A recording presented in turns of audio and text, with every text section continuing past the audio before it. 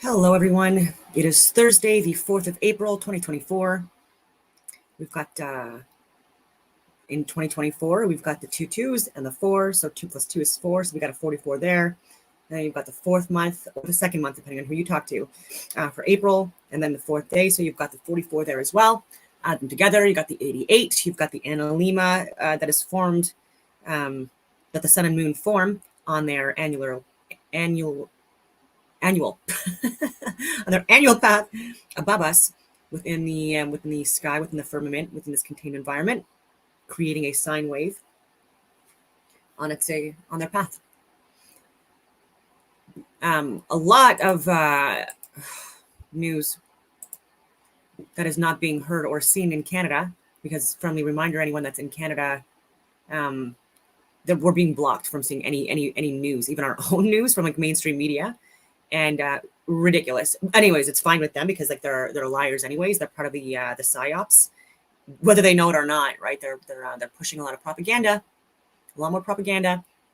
And so I'm just gonna go through my X feed and go through it, and then I'm gonna go on Instagram as well.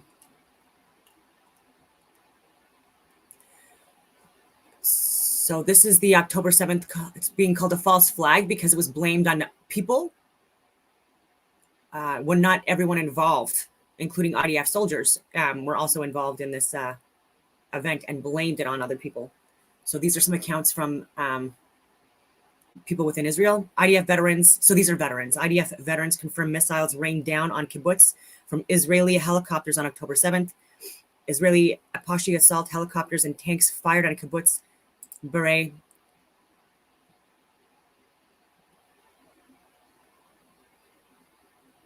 Shocking witnesses, including military veteran Erez Tidar. And suddenly you see a helicopter that fires into the kibbutz. I don't get it. A tank fires a shell into the house. These are things I cannot comprehend. So they're like along the same train of thought as me, right? As a veteran, right? Someone that's deployed, someone, that's served and knows the rules of engagement when deployed, even on a deployment, rules of engagement even changing midway through the tours getting extended, and never committing crimes against humanity, war crimes, things like that, and also having to be certified law of armed conflict and stuff like that as well before deploying. And so these people are committing blatant crimes against humanity, even on their own people, which is why these veterans at risk to themselves are speaking out on this stuff. And so I'm just gonna like play it through. A lot of crisis actors involved, a lot of duping and misleading their own first responder types. It's just anyways. And if you look at my Rumble, Don189 on Rumble, you'll only get these videos on Rumble. Unfortunately, YouTube like deletes them all, or most of them. And I would, like right from the beginning, I was calling this out, showing the footage from the helicopters and stuff like that, not because I wanted to, but because Jewish people in Israel wanted this to be shown, because they're like, what the fuck? You know what I mean? This is going on. And they're killing innocent Palestinians and aid workers. I'm going to get to that as well, including a fucking veteran, Canadian veteran, that was an aid worker to be of service after being of service, צומת, אתה רואה שם שברי מכוניות ואזור קרב. כדי לתאר לך את הסיטואציה, אתה יושב בקיבוץ בתוך מדינת ישראל, שאני מטייל שם בשבתות עם הילדים באופניים. אתה כל דקה יורד עליך טיל, כל דקה. פתאום אתה רואה טיל ממסוק שיורה לתוך הקיבוץ. אבל לא הבנתי. מסוק צה"לי יורה לתוך קיבוץ ישראלי, ואז אתה רואה טנק נוסע ברחובות הקיבוץ, מצודד את התותח ויורה לפגז לתוך בית. זה דברים שאתה לא מצליח להבין, ואז פתאום אתה קולט בצד ימין מאות אנשים מהקיבוץ. ואנשים, ילדים על הידיים, בלי נעליים, אנשים שברחו. התחושה שלי הייתה שהגענו כמו חייל אמריקאי שמגיע ב-15 לאפריל 1945 לברגן בלזן. מין פליטות כזאת. באיזה שלב מאוד מהיר אמרנו, רגע, מישהו צריך להוציא את החבר'ה האלה מפה, כי זה לא הגיוני. כי נופלים טילים וכיורים. אזור מלחמה. עכשיו, בסוף הם יצאו מהגיהנום הזה בתוך הקיבוץ, ומה, יחטפו טיל בכניסה לקיבוץ? כי מה? כי הם מחכים למי? אז זה לא היה נראה לנו הגיוני בתור הורים לילדים. אז פשוט העמדנו את כל הרכבים של היחידה. פשוט התחלנו ביוזמה להעמיס את האנשים כמה שאפשר לדחוס אותם ברכבים ולנסוע איתם לאן שהוא מחוץ לאזור הלחימה.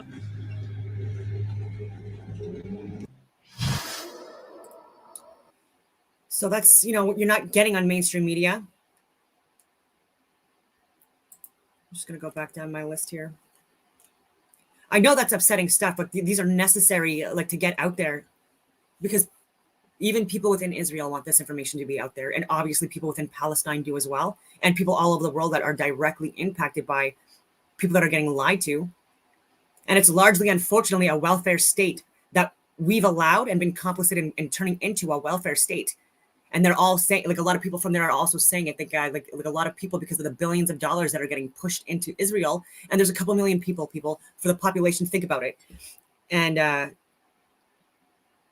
we really need to look at the people, like soldiers. IDF soldiers are not, like, if they were Canadian soldiers, I would call it out as well. All right. So what people don't know is that even during the Freedom Convoy, were like Helen Groos and other people I can't name were and a lot of veterans and people that were in uniform, but they couldn't say they were in uniform, and eventually got caught for being in for being at the Freedom Convoy, despite the fact that they were still serving. People got charged and kicked out of units for that shit, which is ridiculous. I'm like, they were the actual heroes. Like, the fucking idiots that are charging them or firing them, those are the Nazi types. Like, what are you talking about? But anyway, and I don't even know where I was going with that. But anyways, a lot of people are getting profoundly impacted by this, and we're seeing the follow-on trickle-on effect within Canada as well. And the people that are in charge really do not fully grasp or understand how incompetent they are. Like, I do believe that they like a lot of these people think that they're actually. No, actually, I don't. I think that they're criminals. Never mind. Your daily reminder that Netanyahu rejected a trade of Palestinian prisoners for the remaining hostages. Why? Because he needs this war to stay out of prison. That's not wrong. And a lot of people, too, that are lobbyists in Canada and the US and Australia and New Zealand and the UK and France and all of these other areas, like, also complicit in this. Follow the money. So we had law enforcement out in riot gear for the carbon scam protests, people that are protesting the carbon scam. So actual heroes that were peacefully protesting to help this fucking idiot out too. Because you're a sellout to Canadians, honestly, because there's other protests that have been around in Canada, and no one's out in riot gear when they were actually, people were shutting down highways and stuff like that. And for other protests just in the last few months with what's going on in Israel and Palestine, they were feeding donuts and coffee and stuff like that to immigrants, and I don't mean that to sound discriminatory. It's just that Canadians that have been here for hundreds of fucking years, including myself and my family, we are getting profoundly impacted for people that haven't even lived here for a fucking year, and they're getting the carbon scam tax money. People in rural areas and farmers are the ones that are doling out that carbon scam money, right? These rebates that city dwellers are getting when they're already polluting the earth and doing nothing to give back to it. Farmers are managing the land. I'll keep on reiterating that. The soil is a fucking solar panel. You can't let it overgrow or undergrow. Okay, you need that to have that exchange of carbon dioxide and oxygen and all that stuff, the fucking gases in this contained environment. Okay, and you need the trees to filter it out. So you got these dummies in cabinet that are like, let's shred more trees in the city and let's shred more trees in the suburbs. And what is it going to do? Increase the heat, increase the pollution, increase the smog, increase the electrical outflow, all of this fucking stuff, create more EMF, create more cancers, more allergies, more dummies. And it's going to be so short term, because these people are going to these huge grow ups now that destroying our fucking soil for generations to come for vegan psyops food. And we're distributing it not in Canada. This is getting shipped to America and other countries, right? So we're doing exactly what people in North Korea are doing, and it's going to be even more of that stuff happening. We're doing exactly what people in China are doing, where even their kids are getting literally forced out into what they're calling farms, but it's not a farm like in Canada farm, okay? Not one of those. It's literally forced labor. And people, and 98% of Canada is not inhabited, right? And so and land that has already been decimated and destroyed before, and we're not looking at ways to regrow it. And so this carbon scam tax, farmers already can't afford it. It's only been a few years. They're already having to shut down farms. It's impacting already people I know on each coast east and west and fucking north in the Yukon. And it's for city dwellers. I'm getting a rebate. You're an idiot. You're stealing from farmers. You're stealing from people that have been here for generations, or people that came here within the, and immigrated here and actually went out into the rural areas and are also trying to contribute to the country.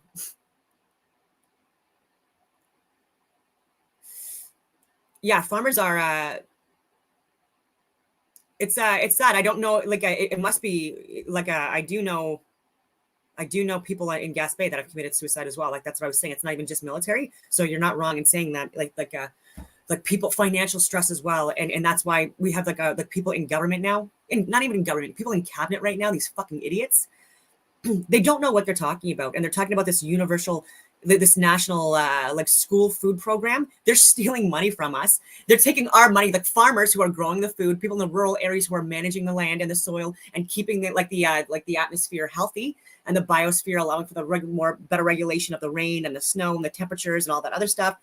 And they're having to close down, and it's going to get even worse now. So literally, they're actually setting us up to starve in 2025, and then even more so in 2026. And if you look at Holodomor, that's exactly what fucking happened. They literally committed financial crimes and like economically against Christians. Millions of Christians died within a very short fucking period of time, and they were living in cold climates just like Canada, and they were starved out by numbnut fucking pedophile, elitist, fucking entitled, rich fucking morons with their soft little soy fucking hands that have never hurt for anything in their life or wanted for anything in their life, and they need to be arrested. There's a guy, no, maybe I'll just go into it right now. Like even like an Ivy League Princeton guy, looked to be in his fucking 60s or 70s, and he looked like a fucking creep, and he's a pedophile, and he just got arrested for being a pedophile. Ivy League, and part of the LGBTQIXXYZWZ fucking anagram, analema fucking infinity symbol fucking group. You know what I mean? He's part of that group. And then we have riot gear, like law enforcement and riot gear all over the fucking country. How much money did taxpayers pay for that too with our carbon tax money? Just you're on the wrong side of humanity. You literally are. And of course you were wearing a fucking mask because I wouldn't show my face either. But of course, like, look at this. You got a fucking gun here, finger off the fucking trigger, pointed down, showing that you fucking got some high level training, probably a fucking veteran. So yeah, like I'm ashamed of you. Yeah, I can tell just by the way he's setting up his fucking gear. He's likely a veteran.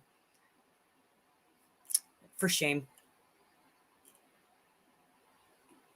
Or he trained with guys that were special forces or whatever like that. Because I know a couple of guys on the West Coast too that are ex-special forces, and East Coast and Ottawa. And they train law enforcement. I was doing that too, but I'm not vaccinated, so I'm a white wing fucking right, whatever you want to call it, conspiracy theorist. The opposite of the truth. So these are the heroes of WKC. These 7 beautiful souls were killed by the IDF in a strike as they were returning from a full day's mission. Their smiles, laughter, and voices are forever embedded in our memories. Aaron Gore, CEO, read more here, but. And he was 33, U.S. and Canadian dual citizen, but a veteran. Served, I think it was from 2008 to 2019 or something like that, like 11 years or something. Not to take away from other people, but these are all people of service. And even before being of service in this incident, like going to,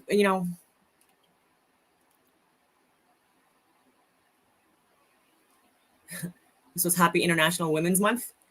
So you have like a man in a dress with a huge penis and another man kicking a woman out. Because look, we're not involved in anything women related anymore. We're apparently not. Yeah, this is the like riot police and stuff like that. Like a fucking farmer being like, "What are you doing? What are you doing?" Like we are literally already getting fucked over. And like on the 1st of April Fool's Day, they increased the carbon scam. That look, Not really. He's taking videos and footage, like, and they're going to be on a fucking list. They're going to be on a fucking list. Not people that are, oh my God. I get so fired up. Like cops on the wrong side of the fucking law there, man. And there's so many veterans, law enforcement and military that are so fucking ashamed. Like even the IDF, even the fucking IDF, there's veterans like they're literally ashamed of what's going on now. This is new. This shit is new. This is only in the last I would say it escalated in the last 5 years, but it's literally been since Justin Trudeau and the WEF got their fucking claws on Canada.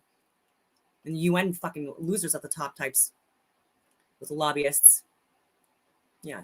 These are all RCMP. This is our money paying for this. And literally it's to help Canada. Literally it's because like there's farmers that are already spending thousands of dollars extra a year for nothing. And and they can't afford it because they're on a fixed fucking income. They're not the ones that have like all the frivolous stuff. Like they're not going to Starbucks or Tim Hortons or anything like that. Like people in this area, there's no delivery food, like food delivery. There's no like none of that stuff either. You make your own food, you grow your own food, you drive into town that is quite a bit of ways, and you stock up.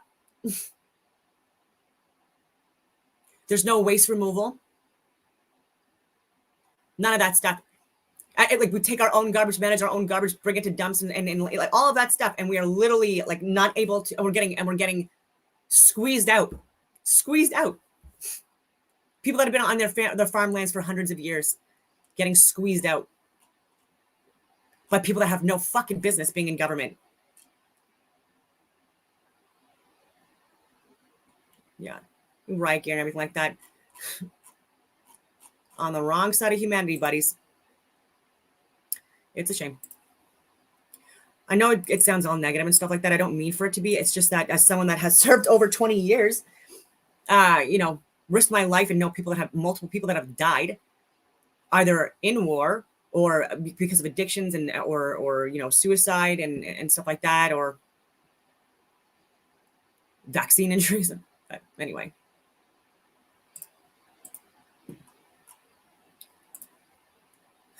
I'm going to go through so yeah, that's just me sharing again. The IDF murdering aid workers, children, women, elderly. They don't give a shit because the people that are now doing this stuff, they're clearly insane. Clearly insane. This is Angela Chow. She was the CEO of the shipping company that owned the cargo vessels responsible for the Baltimore Bridge collapse. Last month, she drowned, and I already shared that part, but this is just another connection with the Baltimore, Maryland cargo ship. But last month, she drowned in her vehicle, allegedly drunk, and backed her car into a pond. She is also the sister-in-law of Republican Senator Mitch McConnell. Suspicious much, or just another crazy coincidence? So I'll leave that with you. This cop is awesome. So I support cops that do good things, and there's cops that are promoting and encouraging like self-defense and criminals getting held accountable for doing crimes. And so he's literally mid-arrest of guys. I think this was a drug bust. And they're in mid-investigation and they have a sign out that was pre-made because they just stopped these guys. Targeting those peddling fentanyl in our community. No. Commander Pettit, what do we have? You trying to make a Today people with the help of the SWAT team, videos, Fox Lab, or in the River County. I don't know if that's real or not, but like these guys St. Louis County Sheriff close to Peterson, business. we just concluded a 4-month investigation targeting those peddling fentanyl in our community. Commander Pettit, what do we You have? trying to make a Today people with the help of the videos, SWAT no team, people videos, Fox Lab, or in the investigation River wrapped up. County. And they look like they mean fucking business too, those guys.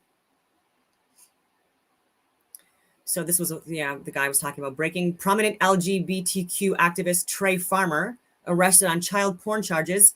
Trey's an alumni of Princeton and is president of the queer Princeton Alumni organization. I always have those glasses. Congratulations to CBC on being the first network with more employees than viewers. It's funny. What does the carbon tax actually cost our I want you to hear this. Oh, I would have to be on our farm? After watching reruns of the political debate in Ottawa last week, I decided to figure it out. Our farm is a certified organic, small to medium farm that sells locally within the province. So it should be a best case scenario, right? Yep, it should be. The result might surprise you. I did some calculations, and here's the math. The carbon tax actually costs us directly attributable to our farm $5,000. So he's underestimating. I'm guessing the cost of the farm is closer to $10,000. He's like, it's probably closer to 10,000, but farmer types are honest types and they don't exaggerate. They will undervalue things to like just to not exaggerate because they're fucking honest people. But for the I most part, don't have enough figures to be able to verify specifics on products and things that we buy. So like any business, you have to look at both sides, the cost and the benefit. So in 2023, the federal government had a program to help farmers.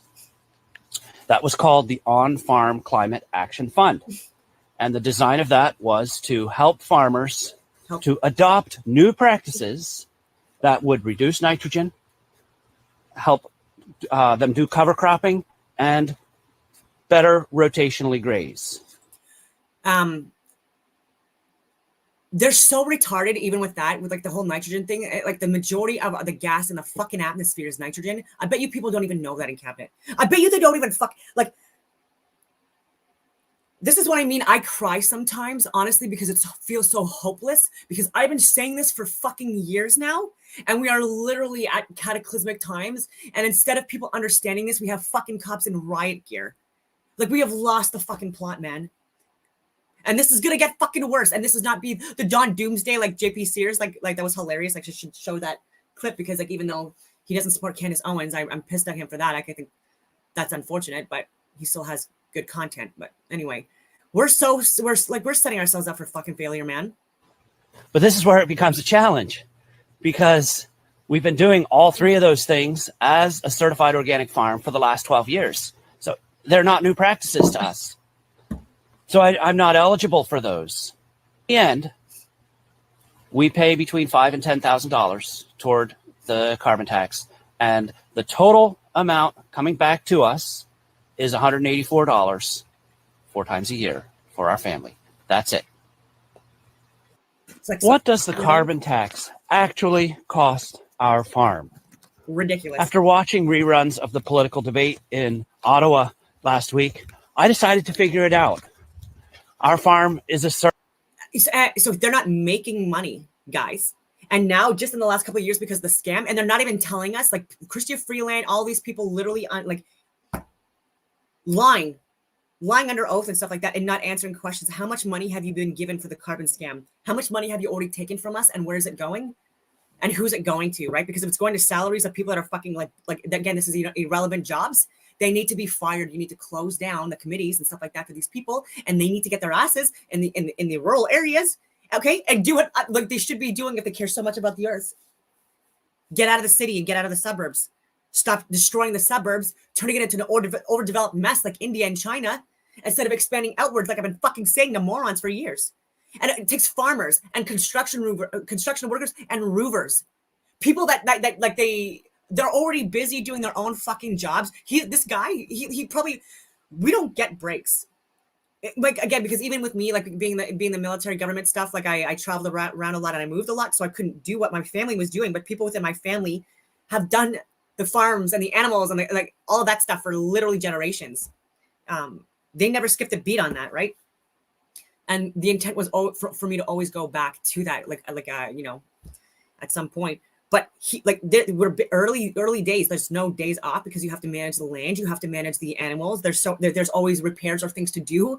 Like in rural farm areas, there's always things that you need to fucking do every day. And so people in suburbs and cities that have been there their whole lives, they have no idea what it's like, right? And working in cold climates, working in hot climates, it's and this is not like you're oh my God, I just can't. And so they can't afford it is what I'm saying. They're on a fixed income. They're trying to have do things. They don't want to do this, but they have to increase the price of the goods and stuff like that because it's all coming out of pocket. So why the fuck would someone waste all their time, like hours a day, 24 hours a day, 7 days a week, every single day of the year? Why would they keep doing that if they're paying for it? And they're paying for more people to come in and destroy the land and not care about it? And then fuck off, afterwards, Stevie Guilbeault is an idiot. He's an extremist and he needs to be in jail. And so those climate riot police, they were in the wrong area. They should have been in Senate. They should have been on Parliament arresting the fucking people, the 338 people in cabinet right now, because they're not waking up to the fact that 80% of people know that these fucking idiots are being retarded, and they know the impact of the carbon scam and the increase and stuff like that. Certified organic. And now he's having to get on his internet, probably more expensive, like where he is and stuff like that, like paying for the fucking gigabyte or the whatever, and having to watch live feeds in Ottawa because he's getting fucked over and he wants to understand why. Small to medium farm that sells locally within the province. So it should be a best case scenario, right? He should be getting money. The result might surprise you.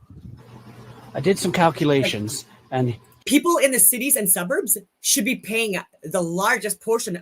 Any carbon tax, if you want to push this, it should be people in the cities and the suburbs. And the carbon tax that they're paying should go directly to people in the rural areas and the farm areas, because it used to be like 60%, 60-40. Now it's like 1%, 99% city to fucking rural area. That and red flags. Warning, guys. here's the math. The carbon tax actually costs us, directly attributable to our farm, $5,000. It's probably 10,000. I'm guessing the cost of the farm is closer to 10,000, but I don't have enough figures to be able to verify specifics on products and things that we buy. Yeah, so I never get out of there.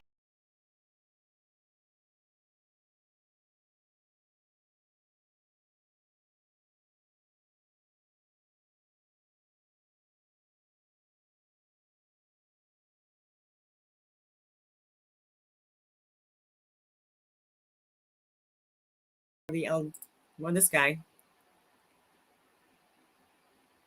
Yeah, so he like this is your fucking the brainiacs, the Ivy League guys. Another dude. This is a male-born powerlifter takes top spot in British Columbia, Canada, women's competition.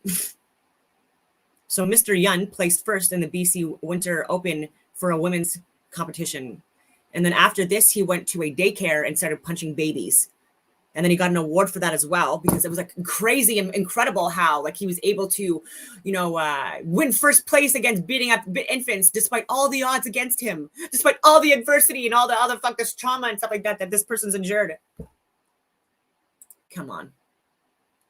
Another fucking annoying thing. Trudeau government to lead a delegation of 2 SLGBTQI, like, what are you talking about? Veterans. It used to be LGB. That was it, And even bisexual, like especially like you were not oppressed if you were bisexual. You had 100% opportunity to be with whoever you wanted. Like you're not impressed at all. You're the opposite of oppressed if you're bisexual, in my humble opinion. Anyway, yeah. So you'd have to be any one of these to be to commemorate the First World War in Europe.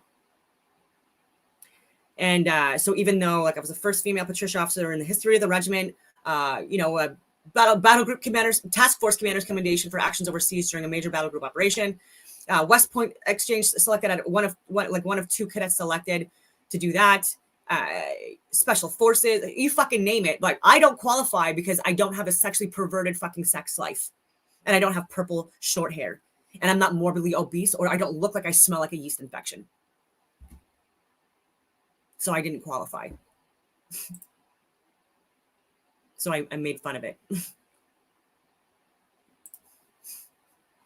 And this is what I mean, like even commenting on posts now are getting people to be risks of having their homes visited by the Gestapo instead of actually investigating the fucking clowns that these people are making fun of. Yeah. So it's nationwide. It's still ongoing. People don't even know that because it's not being reported, that the carbon tax protest is still ongoing because people know that this is literally about life or death for a lot of Canadians for the coming years with what's going on.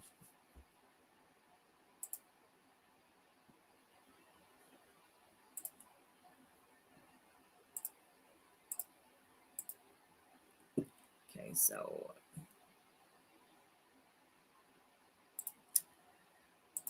I did want to play more of American Moon, and oh, I thought I subscribed. My bad. So I shared this with a lot of people. Not with a lot of people. I shared this with a few people, and right away, within a minute, why would they lie about the moon landing? Did you watch the fucking video yet? It's a documentary. I'm like, you can't, like, oh my God, like, just the nerve of people to not even look into things first. Why would they lie? And it's someone that I've been sharing information to for like years, and he's been following my posts, and still, like, the cognitive dissonance is just like unreal. Just watch it.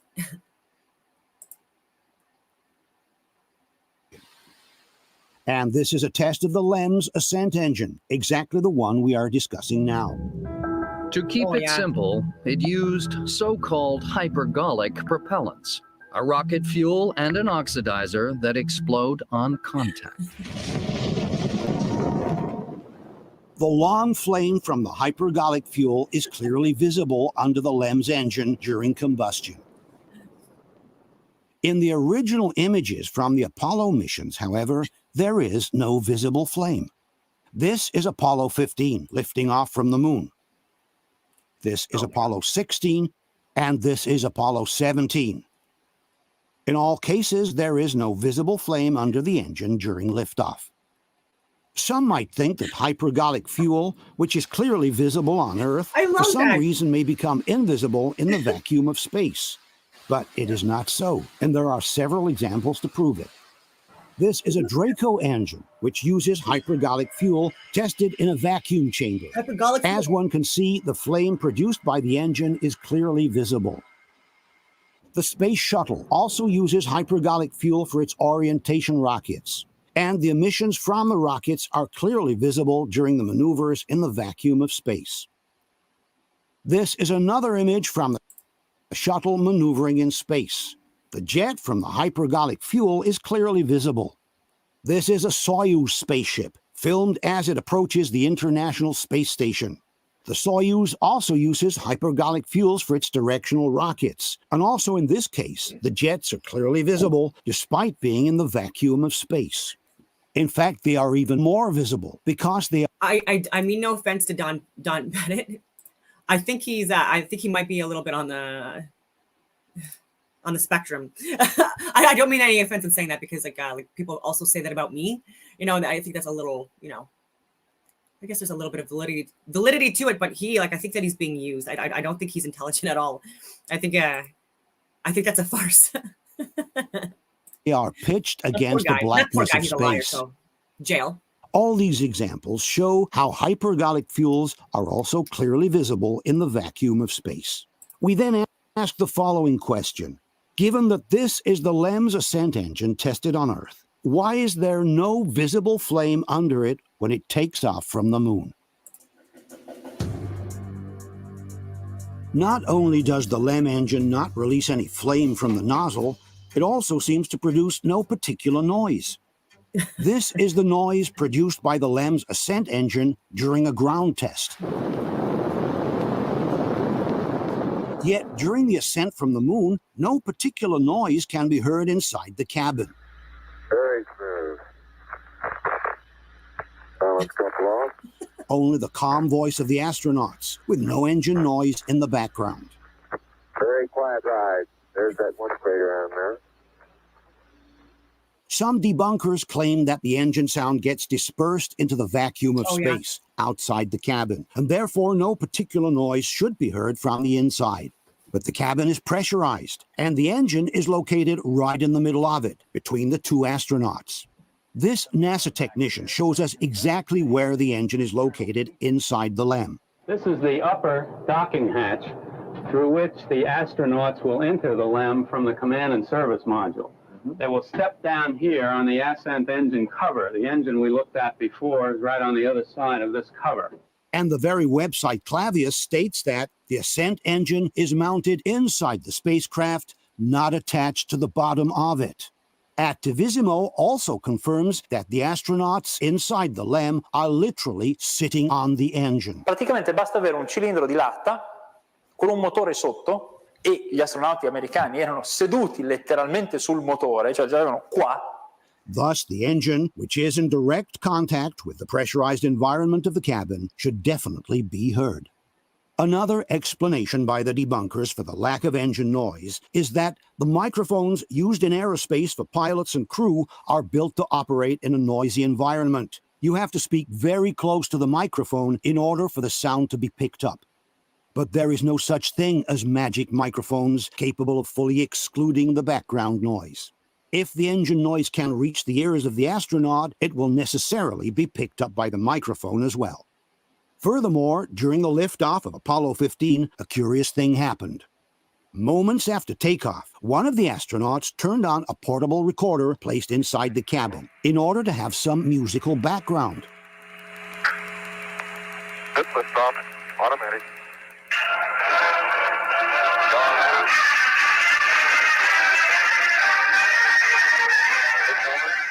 As one can hear, the music coming from the recorder is clearly picked up by the microphone, while the noise from the engine, which is pushing at full throttle at this time, cannot be heard at all. Question. Given that, as confirmed by the debunkers, the astronauts are literally sitting on the engine, why don't we hear any sounds from the engine during liftoff? Given that during the Apollo 15 liftoff, we are even able to hear the music from the tape recorder in the cabin, why don't we hear the sound of the engine as well? The liftoff from the moon is possibly the most delicate moment of the entire mission. The astronauts must keep their total concentration, and they must be able to communicate with one another instantly in case something were to go wrong. Why then put their safety at risk by playing loud music inside the cabin, which could have distracted them from the operations and could have kept them from communicating clearly in a moment of distress? Obviously, in order to verify whether the lunar module was actually capable of landing and taking off from the moon, all one would have to do is to take the original designs from the LEM and feed them into a modern simulation computer. With today's computers, it would be very easy to verify all of the LEM's functionalities without the need of actually sending the machine into space. Unfortunately, though, the original designs from the lunar module are nowhere to be found. Apparently, Grumman, the construction company, chose to get rid of them because they took up too much space. To justify this incomprehensible act, the debunking website Clavius writes, Grumman is an aerospace engineering firm, not a museum. It did not wish to house the 100,000 cubic feet or so of design documentation at its expense. But then, why not donate them to a museum? The LEM is the only machine that has ever carried human beings onto another celestial body. Its historical value is unique, and there must be dozens of museums around the world that would have killed just to be able to display its construction designs. Instead, we are asked to believe that all this documentation has been turned into trash just because there wasn't enough space to store it. Even more disconcerting than the disappearance of the LEM designs is the disappearance of the original tapes that contained the images from the first moonwalk by Neil Armstrong. Now, nearly 40 years after the first moon landing, NASA has confessed that the original film depicting Neil Armstrong's giant leap has been lost. Well, not lost, says NASA, just can't be found. We are simply talking about the single most important document in the history of mankind. The first step of a human being on another celestial body, which was recorded on magnetic tape by the receiving stations on Earth. As such, one would expect these tapes to be kept under lock in a thermally controlled environment in a place accessible only to a restricted number of people. Instead, NASA candidly tells us that the original tapes no longer exist. So shocking was this fact that filmmaker Aaron Rannon wanted to verify it in person, interviewing the former flight director of the Apollo 11 mission, Gene Kranz. I haven't seen anything that indicates the telemetry data is even in existence, and as I said, even if we had it, we don't have the machines to play it back. But your own research has shown the telemetry data is missing. That's right. Also from NASA's official archives at Goddard Space Center in Maryland, Aaron Rannon received the same embarrassing answer. We've been unable to track it down. I mean, we don't know where this telemetry data ended up, and we don't know what path it may have taken. So unfortunately, I'm afraid I can't really give you much of a clue as to where this data ended up and whether it still exists or not. But listen to what the explanation by the debunkers is for this unconceivable fact. L'ha persa per una ragione puramente burocratica. All'epoca questi nastri erano considerati inutilizzabili. La registrazione del segnale televisivo fuori standard fu registrata su una traccia dei nastri di telemetria, quelli che davano le pulsazioni, lo stato del veicolo e via dicendo. Secondo prassi, dopo un certo numero di anni, i dati di telemetria delle missioni, se non li chiama più nessuno, vengono mandati alla cancellazione, perché i nastri costano e allora non si lasciano lì a marcire, si smagnetizzano, si riutilizzano. So, according to Activissimo, there is an actual procedure at NASA that leads to the automatic cancellation of tapes if people no longer request them, even if those tapes contain simply the most important documentation in the history of mankind. One thing should be clear. In itself, the loss of the original tapes of the moonwalk would not represent an irreparable damage. There are copies of the same moonwalk recently digitalized, which are even better. Like, that is most definitely the longest distance that has been than the lost original. I've got a phone The call. problem is that besides the moonwalk, those tapes also contain some important telemetry data, ranging from the astronaut's heartbeat to the very location of the LEM in space at the time. This means that if the LEM had not found itself on the surface of the moon at that time, or if the situation on board had been any different from what we were told, the telemetry data would have clearly revealed it. So, if one chooses to, he can believe the story of the tapes that were erased because they were too expensive. For everyone else, one question becomes unavoidable. What was so important in those tapes that NASA had to come up with such a preposterous excuse just to ensure they would no longer be available to scientists and researchers from modern times? Let's now take a closer look at the telecommunications between Earth and the Moon. There are several elements that don't add up in this area, like, for example, the delay in the radio communications between Houston and the astronauts. The Earth and the Moon are about 240,000 miles apart. I've done a video. Oh, God, was it last year or the year before? Oh, I did a video on Stanley Kubrick and his other movies. And just like showing in plain sight that like things were faked. And then with Werner von Braun, I showed his gravestone and interviews and people that worked with him, like even his secretary. Was her name Cynthia? Anyways, I have those videos and those interviews and her admitting all of this stuff, and people from NASA admitting and saying that they know that the Earth is a flat, stationary, non-rotating Earth, cosmos, whatever you want to call it, and people thinking it's a joke, laughing. They love this. Like there are people that, like Elon Musk has said, like, again, he's Starlink and SpaceX, all these things that, like, does he know? Does he not know? He likely knows, you know, and but he's even calling that stuff out.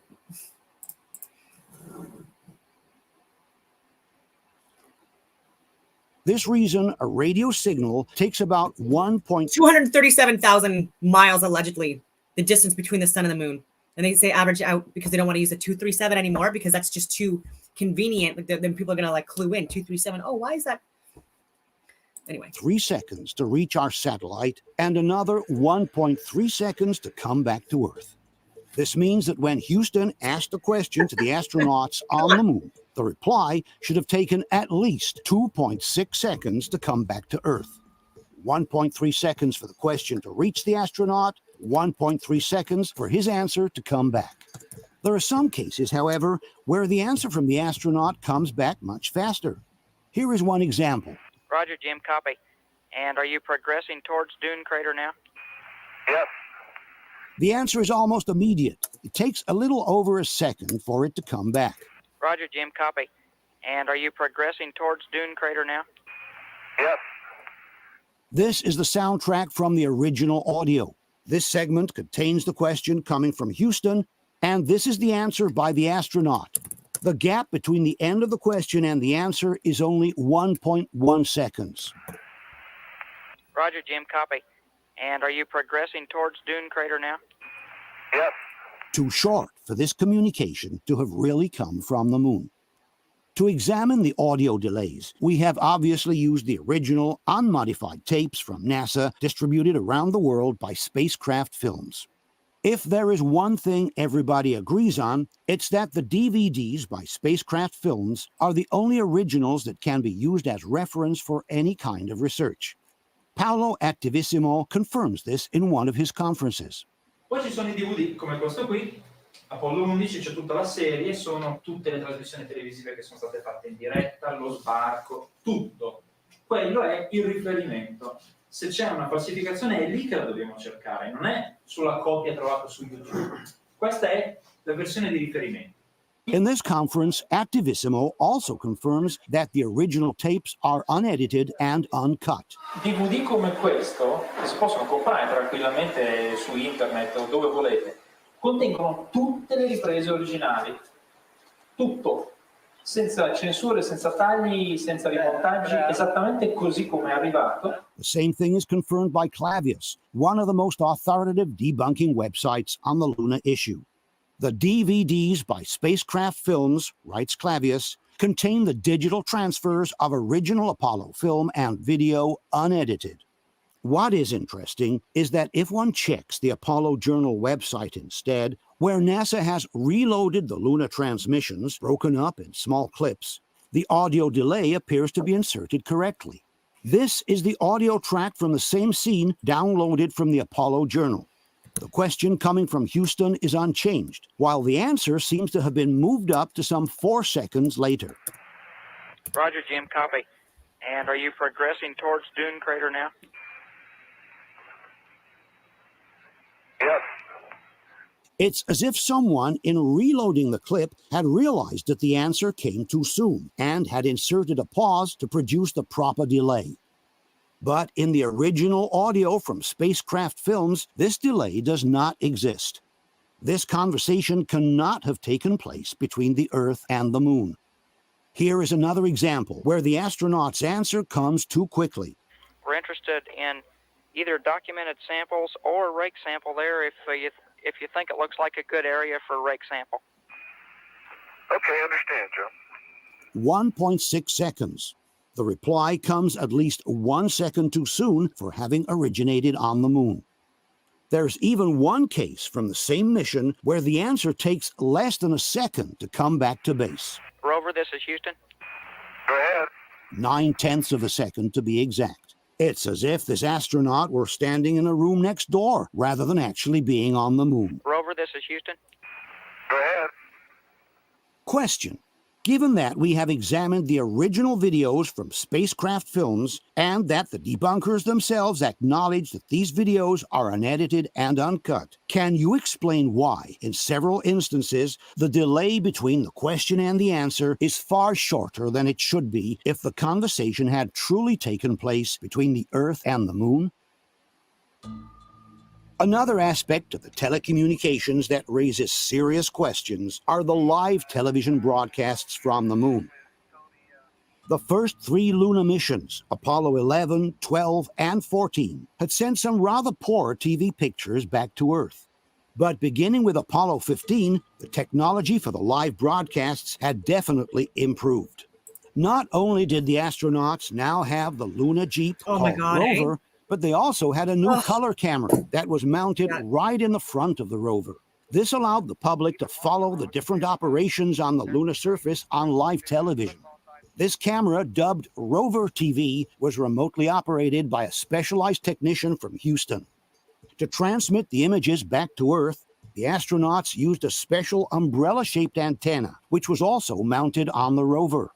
Obviously, the astronauts could only broadcast live images when the vehicle was stopped between one station and the next, because the umbrella needed to be pointed with great precision towards the Earth before any broadcast could begin. The Earth and the Moon are some 240,000 miles away, and a small error in the angle of sun. Jack of all trades, my God, how dense can you be? I mean, are you talking about me? Sometimes I can be pretty dense, but regarding flat Earth stuff, I feel like I got that under wraps. It depends on whether the recordings at the astronauts or at Earth were used. I don't. Can you elaborate on that? I really don't understand what you mean by that. I mean, no offense. I just I'm going to try to understand. Like, was there a question in there, or was it just like you wanted to like throw in an insult and some kind of ridiculous explanation as to all of this? Sight would be enough to completely miss the target. From the NASA website, we can read, The high-gain antenna produced a beam tight enough that an adequate TV signal could be received by 85-meter dishes on Earth.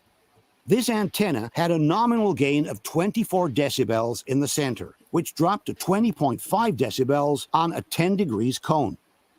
In other words, by increasing the transmission angle, the signal would rapidly degrade.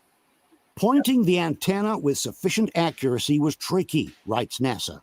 A preliminary alignment made by sighting along the transmitter mast had to be done carefully. After that, the astronauts carried out a precision pointing by using people, and most people know that on my channel, but like a large percentage, over 95%. It's slowly getting a little bit lower, but like it used to be upwards of like 98% of our internet was via underwater sea cables, like these fiber optic cables, and again, it's still like over 95%. Now the connections are being made also in the sky with things like Starlink and with aircrafts that are able to like transmit and bounce these signals off like the aircrafts and stuff like that now, and that's also a way that people are able to. So this is why when they're talking about pointing, there's ground towers that where you can point your satellite dishes towards in order to try to get that uninterrupted connection. Or the reason why there's now also the towers with Starlink and stuff like that that need to be pointed directly upwards is it's to get the connection from the aircrafts above.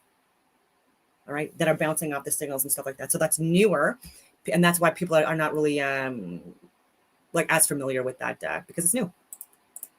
Well, I mean, it's not new technology, but you know. Using an optical device mounted directly on the antenna. From NASA's training manual, we read, bore sighting the high-gain antenna to the Earth requires an optical aid, since a full Earth subtends an angle of less than 2 degrees when viewed from the lunar surface. This is the aiming reticle from the optical device. Each square represents an angle of 3 degrees. The high-gain antenna pointing, states NASA, must remain within 2.5 degrees of Earth. This occurs when the Earth's image is within the bullseye of the optical sight. The video signal will degrade extremely rapidly beyond that point due to the very narrow antenna radiation pattern. In other words, even a misalignment of a couple of degrees in pointing the antenna would have resulted. Regarding the time lapse,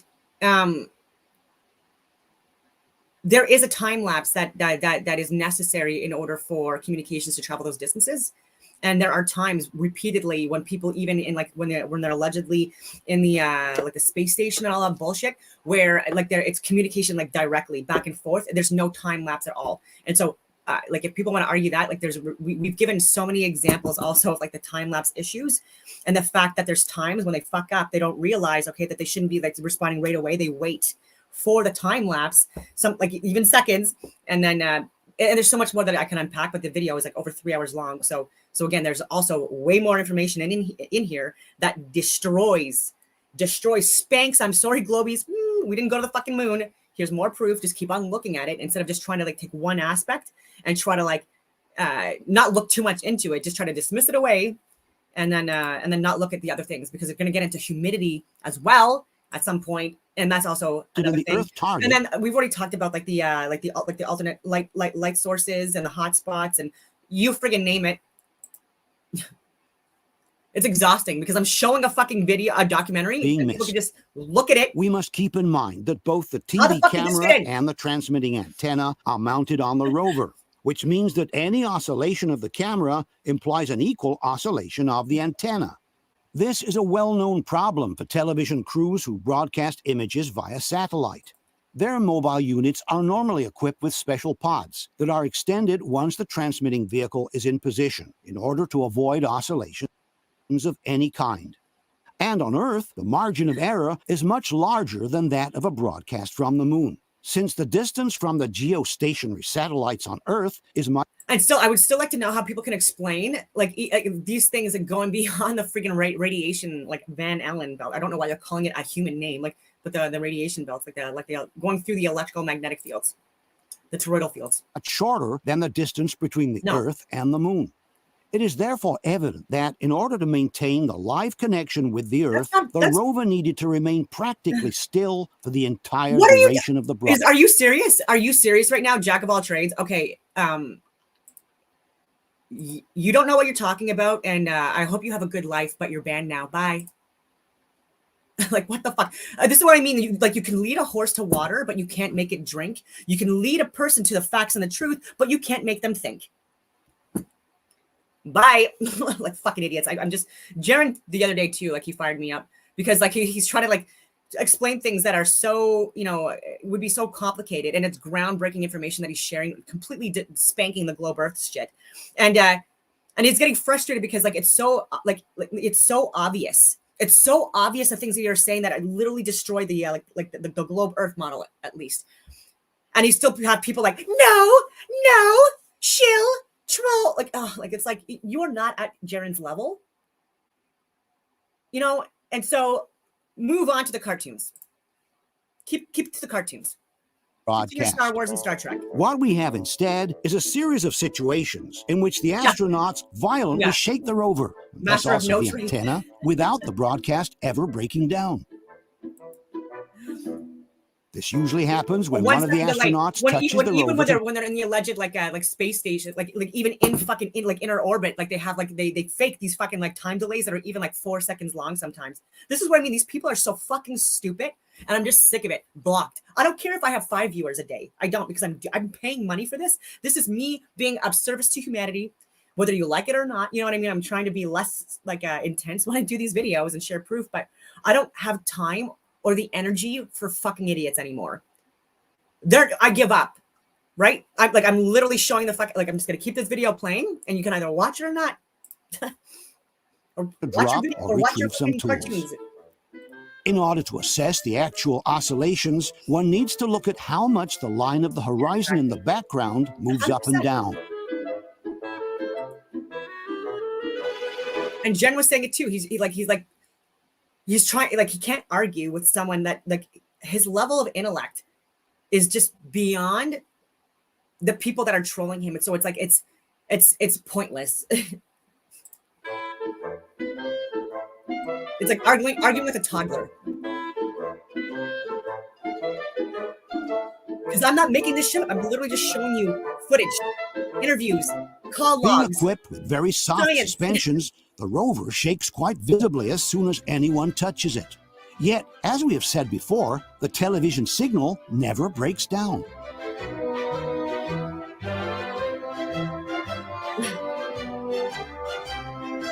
We must remember that each oscillation of the camera corresponds to an equal oscillation by the antenna. And yet, as if by magic, the television signal never breaks down, nor does it degrade at all.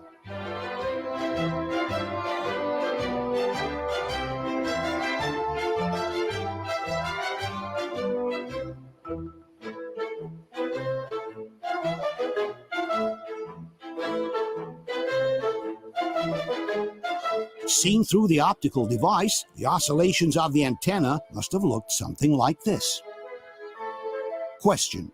On Earth, transmitting vehicles are normally equipped with stabilizing pods in order to keep them from shaking during the broadcast. Why didn't NASA think of placing something similar on the rover, since it was supposed to broadcast from a distance dozens of times higher than a simple Earth satellite?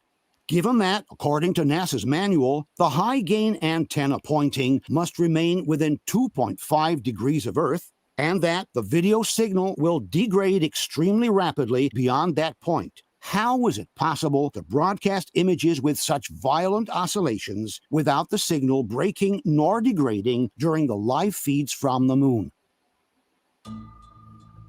Let's now examine another interesting problem, the behavior of the dust on the moon. On Earth, the dust remains attached to objects thanks to the humidity of the air. On the moon, however, there is no atmosphere, and therefore there is no humidity. Theoretically, lunar dust should not be able to stick to any particular surface.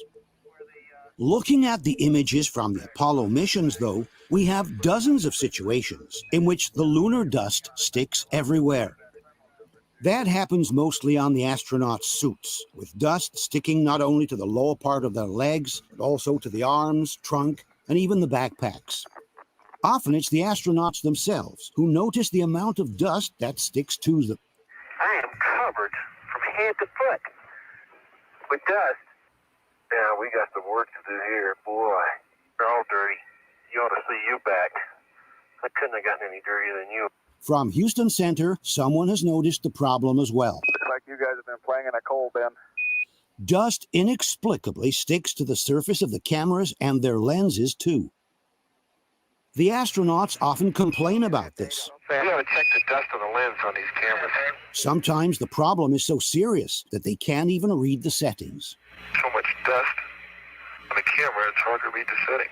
Same problem for the television cameras used by the astronauts. In this case, we notice several speckles of dust that are stuck to the camera lens. Here instead, the entire lens is covered by dust. The lighter spots are the only areas of the lens not covered by dust. Sometimes the astronauts realize this by themselves. I think we need to dust the TV lens. It's pretty dusty. In other cases, the request to clean the lens comes directly from the control center. Troops, before we leave this area, we want you to brush the LCRU and the TV camera lens. These images shot on Earth show dust particles that stick to the lens because of humidity. Why does the same happen on the lens used by the astronauts, given that there is no humidity on the moon? Also, the gnomon. This color chart used by the astronauts simply refuses to stay clean. Radar gnomon's pretty dirty, unfortunately, Joe. Just no way to keep that color chart clean with all this dust. Roger. It's not just the astronauts' suits and instruments that get covered with dust. For example, look at the lunar rover with the frame and the engine protections fully covered with dust. Or the fenders from the rover, with dust sticking on the inside of the wheels and on the outside as well. Some debunkers have suggested that all this dust may stick to objects because of some kind of electrostatic effect. But this explanation is not plausible for at least two reasons. First of all, we're talking about completely different materials from one another. The astronaut suits, the photo cameras, the surface of the lunar rover, the lenses from the TV cameras. Secondly, NASA itself excludes this possibility when they explain that an electrostatic effect can possibly take place in the shadow areas of the moon. But in the areas hit by sunlight, this effect is instantly dissipated by the solar wind. From this NASA document, which studies the electrostatic charges on the surface of the moon, we can read, in the photoelectron-dominated daylight plasma region, the charge dissipates almost instantly in all cases. Thus, charging on the lunar day side is not an issue. Furthermore, in some cases, more than dust, we seem to be looking at actual mud. Look, for example, at this wheel from the lunar rover. Or this other image from the wheel of the rover, with the rim that seems completely covered in mud. It's as if we were looking at a muddy wheel from an all-terrain vehicle down on Earth. There's also another, even more puzzling example. This is a thermal degradation experiment conducted during the Apollo 14 mission. How could the sand have compacted itself enough to appear like mud in a moistureless environment? Yeah. There is also another detail worth mentioning. These metal plates. Jack off of all trades could have waited instead of just having cognitive dissonance and just wanting to insult people, and he could have stayed and watched this, but now he's blocked. Plates have a series of letters and numbers engraved on their surface. Subsequently, these letters and numbers have filled up with sand. But how can the sand preserve the shape of the number once dislodged from the original place where it was formed? Here, for example, we can see the number 5, which has kept its shape even after being dislodged from the engraving. And here is the number 3, also keeping its shape after it was dislodged. How can the sand keep the original shape after having been dislodged from the engraving if we are truly in a moistureless environment? Possibly the biggest problem of all is the one posed by the footprints that the astronauts allegedly left on the surface of the moon. Wherever they go, the astronauts leave very sharp footprints on the ground. But how is it possible for lunar dust to remain so hardly compacted, to the point of maintaining the shape of the boot, being that there is no atmosphere on the moon, and therefore there is no humidity? We know that in order to give sand a specific shape, it is necessary to wet it first. If the sand is dry, the sand grains won't stick to each other and the shape will not be preserved. The debunkers, however, maintain that lunar dust, which is called regolith, is much sharper than the sand on Earth. He should, but will For he? this Probably reason, not. they argue, MC Tune or McTune, like these guys, like with the moon landings, I have videos over the years, more on Rumble, Don189, where I spank the moon landing footage, like all that stuff. It's spanked, irrefutable. I'll keep on bringing this stuff up because it's a game of chess, but this stuff has been out there. Like these guys just don't care to look at it. And I also have like websites as well. the with, like, simple references, pressure you from know, the boot is enough to compact it, even in total absence of moisture.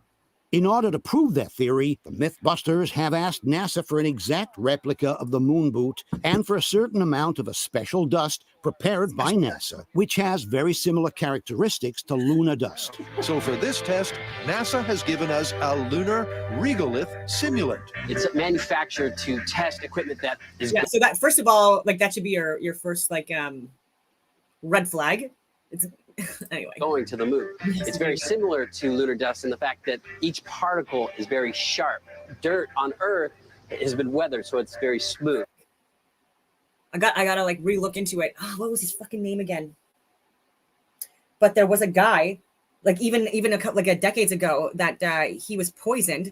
He came up with a patent and a design and a model for another vehicle that uses water to run. And he had a meeting with them, like, because they were like lying and they alleged that they were going to like fund his patent and all this stuff and work with him. And they had a meeting with him and he was poisoned. Oh, like I got to remember his name. I know this sounds crazy, but it's true. So this is as close to lunar dust as we can get. It's one kind of dust Not that everyone's doing Paolo it. Attivissimo is also very familiar with. Questo è un campione, è un simulante, si chiama un simulante di regolite, che è la polvere di luna sintetica che si usa per collaudare i veicoli che poi torneranno sulla Luna. The Mythbusters Stanley. have conducted their experiment in Meyer, a Stanley vacuum Meyer. chamber in the total absence of moisture, thus replicating the same conditions found on the moon. The rig is ready to take its one-legged step, and the vacuum chamber has been vacuumed. Boot stop, vacuum. Here we go. In 3, 2. We noticed that the Mythbusters have even added some counterweights to their device in order to simulate the exact weight of the astronaut's foot on the lunar soil. 1. That's important. I just wanted to present because I'm a little OCD with this stuff. I just wanted to show you about Stanley Meyer. Just some rough searches. Did Stanley Meyer die because he knew how to turn water into fuel? It's a friggin' snowstorm. Like, I don't know if people know this, but it's like literally the 4th of April. And overnight, well, yesterday evening, well, not evening, around 5 p.m.-ish, Eastern Standard Time, it was raining all day, turned into friggin' snow. And literally, like the whole friggin' area is like covered in snow, and it's still snowing. It snowed overnight. I need to shovel the driveway at some point. Like the roads haven't been plowed yet. Like it's crazy. It's literally anyway. Water fuel cell, non-functional design for perpetual motion machine, created by Stanley Allen Meyer, August 24th, 1940, until March 20th, 1998. Holy fuck, you even got the 120 in there as well, because like, some people think that March is like the start of the spring equinox, start of the real calendar year. I as well follow that divine calendar, and so it would be considered to be the first month of March. So you got the 1/20, so the 120 or the 102 or the 201. Interesting. See, this is what I mean. Like this is like I don't know. I'm not saying that this is proof, obviously, but I'm saying these are all compelling things because they choose specific days to do things. I'm not fucking making up. 9/11. When things were declared for the pandemic, and also in between certain period like dates. That's like one of his design models. Anyway, and he's not even the only one. There was like that shooting that happened at that Tops mall. It wasn't last summer. It might have been the summer before. Zachary Hubbard was covering that as well. And but there was also that guy that what was his name too? Anyway, but a guy that was also like patented or trying to patent like another vehicle that used water as a fuel source, and he was not ironically, but like coincidentally, one of the ones that was also killed within that Tops shooting. I've already posted videos of this and stuff like that, and it's just interesting is all I'm saying. It's not a hill I'm willing to die on, you know, if it turns out, you know, but the hill I'm willing to die on is flat Earth. That I will tell you.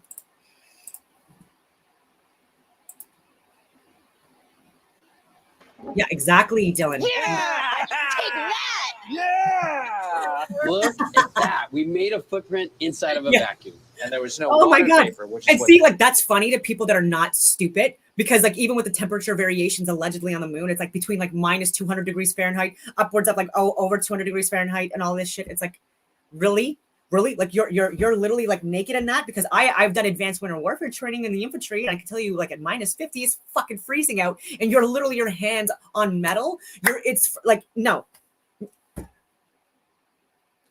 No. When at 15 degrees, depending on the weather, like if it's raining, you could die of hypothermia in 15-degree weather.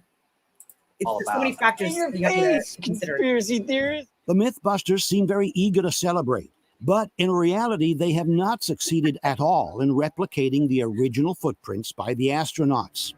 Just look at how solid and squared the little bars of sand that have formed under the astronauts' boot are. They are almost perfect geometric solids with sharp edges and well-defined contours. These inside of a vacuum, and there was no water vapor, which is what this conspiracy theory is all about. In your face, conspiracy theorists. The Mythbusters seem very eager to celebrate. In your face, conspiracy theorists. Actually, I'm sorry, but you're embarrassing yourself to people that are not retarded. But in reality, they have not succeeded at all in replicating the original footprints by the astronauts. Just look at how solid and squared the little bars of sand that have formed under the astronauts' boot are. They are almost perfect geometric solids with sharp edges and well-defined contours. These sandbars are so solid and compacted that they even retain their shape after they are broken in pieces.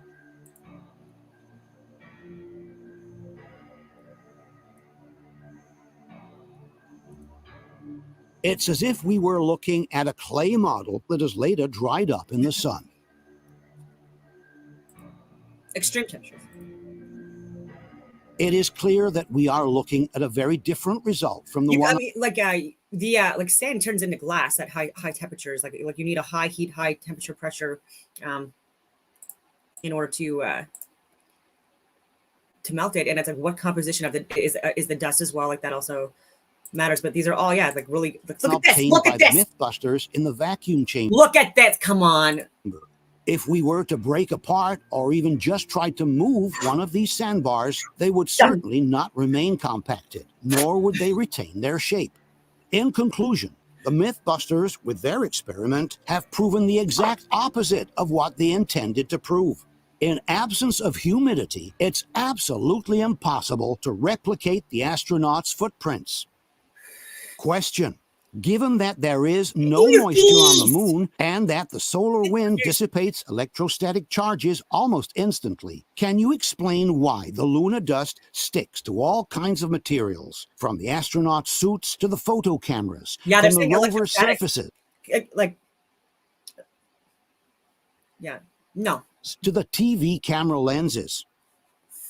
Can you explain how the rover's wheels can gather so much thick dirt on them as to look like they're covered in mud? No, it's electrostatics. Can you explain how the lunar dust can stick together to such an extent, even preserving the shape of the numbers after they were moved from the engravings in which they had formed?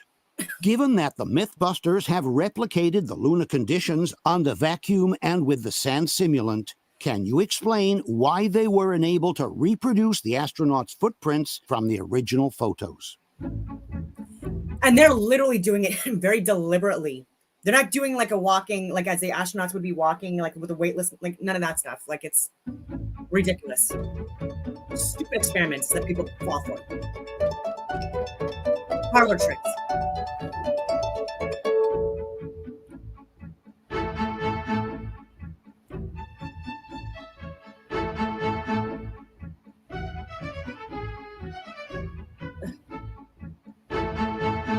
Look at all that dust. Oh.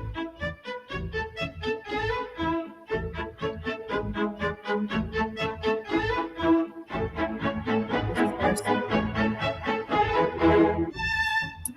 Oh my! And even this, like, if you're familiar with videography, whatever you want to call it, like this is literally the area in the studio, and then the backdrop. Like, if it's true, like you can many understand believe, depth that and- the Apollo missions were filmed in a studio on Earth, one of the biggest problems would have been to simulate the lunar gravity, which is about 1/6 of the gravity on Earth. The most common technique to obtain such an effect has always been the use of steel wires.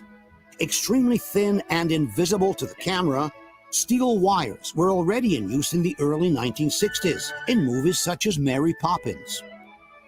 And even today, they're regularly used, like in the film Magnificent Desolation, precisely to replicate the lunar walks of the Apollo missions. Connected to a sophisticated system of pulleys and counterweights, steel wires allow the astronaut to reduce his weight until a perfect simulation of the lunar gravity is achieved.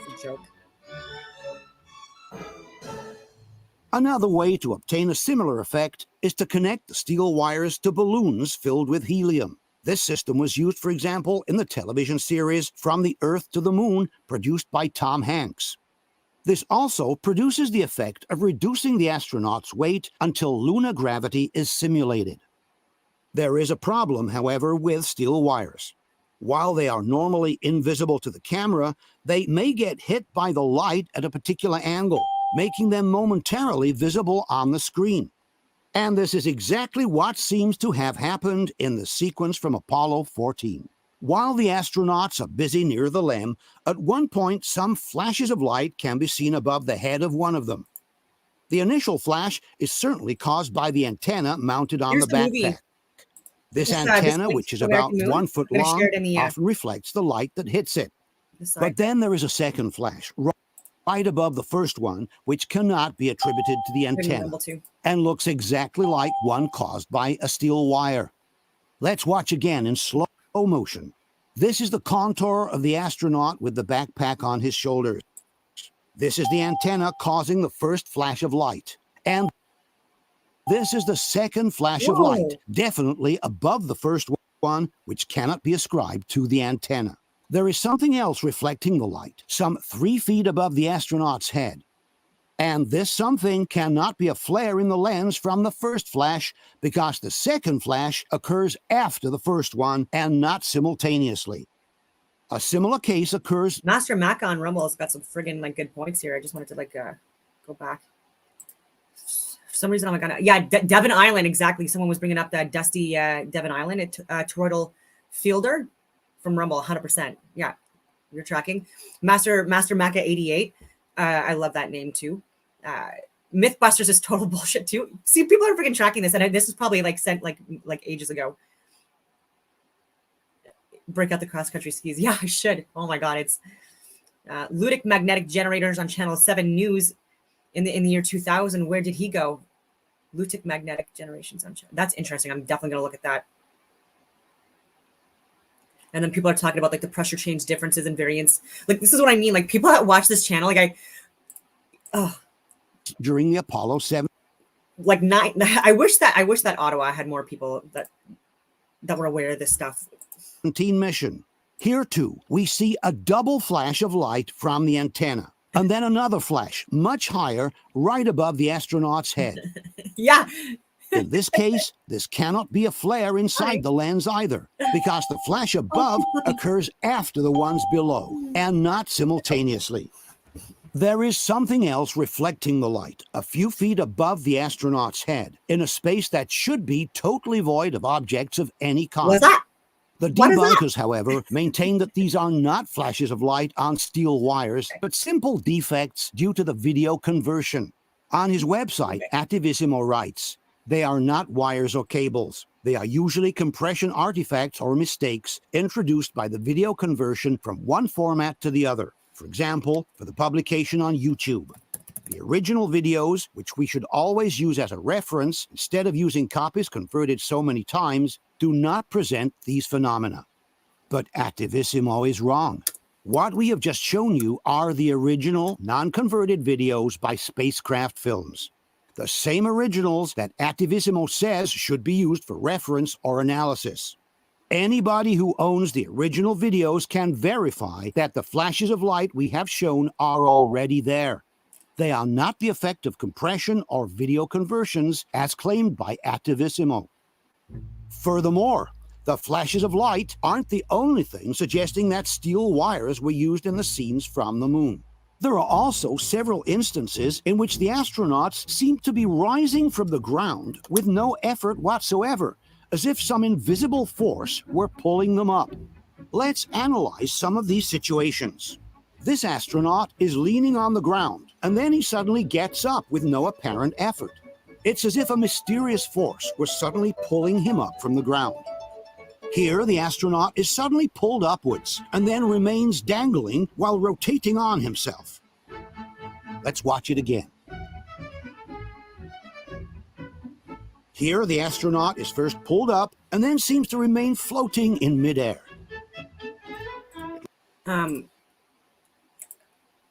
Again, I'm a little OCD, so I want to show this. I don't know if this is necessarily what was being talked about from Rumble.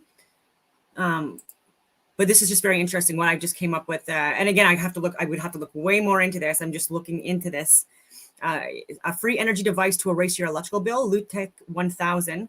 And this was Sky News Australia. It looks like it was several years ago.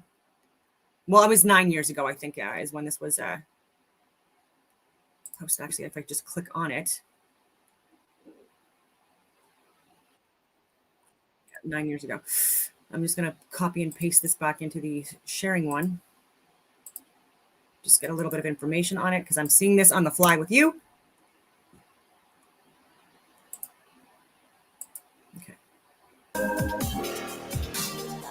Now to another good idea, and imagine a machine that could power your house for free. Well, that's exactly what two Australian inventors claim they've developed. Using magnets and a battery, their new generator has been described as revolutionary. And foreign investors are lining up for a piece of the action. Chris Allen reports. So, John, this is the machine? Yes, this is it, Chris. What's it capable of? A little... See, that looks like a friggin' like the magnetron things that I was showing for friggin' years and on Andreas Zertis' show. Like, look at this. I wanted to talk to Burn Eye about that. Like, and that was like over 2 friggin' years ago. Like, this is what I mean for friggin'. That's interesting. Power a house. The machine will provide sufficient electricity to run a house and have power to burn. It sounds too good to be true, but inventor John Christie is convinced his machine will change the world. So, John, basically you're saying this machine can produce 5 times as much power as it consumes. Yes, it does. This one, exactly as we see it, it does. And in fact, it can produce more than that.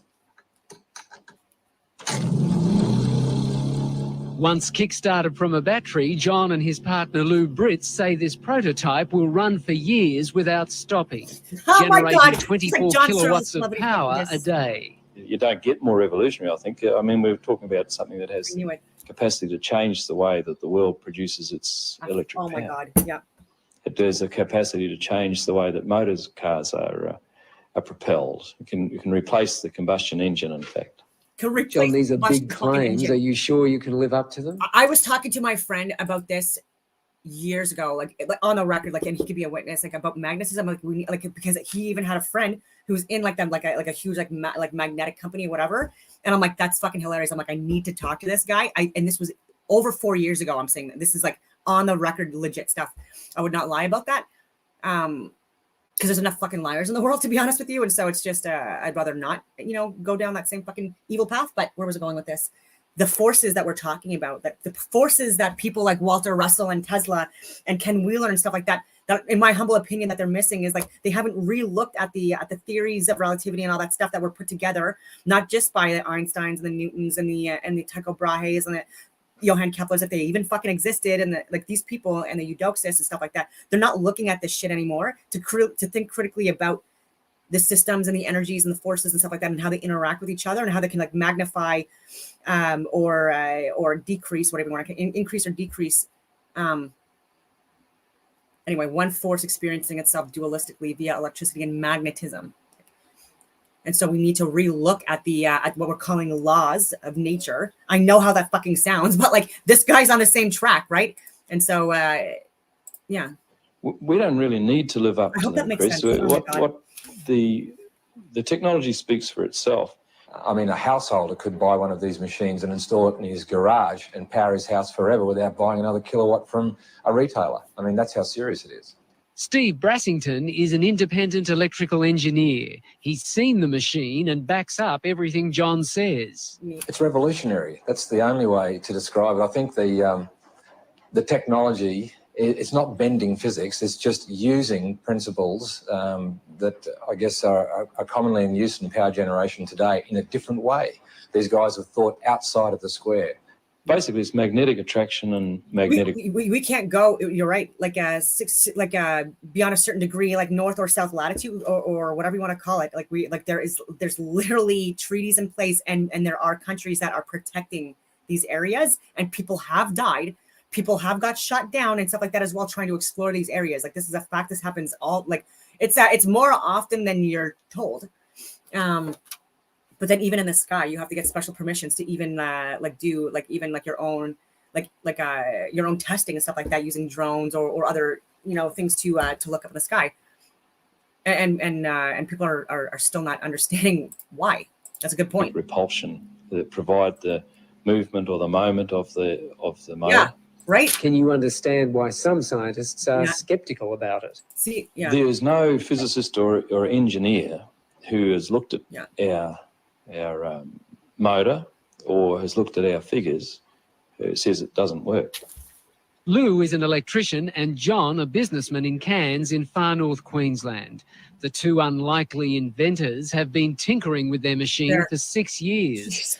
They've applied for an international patent and have been swamped by people wanting a piece of the action. What am I going to do against 57 nations? These are the coils. We mentioned the coils. I can't afford to get them. Local businessman Alex Roma is one of the many offering money to help develop the generator. If it proves up to be what they say it is, it certainly would be something I'd invest in.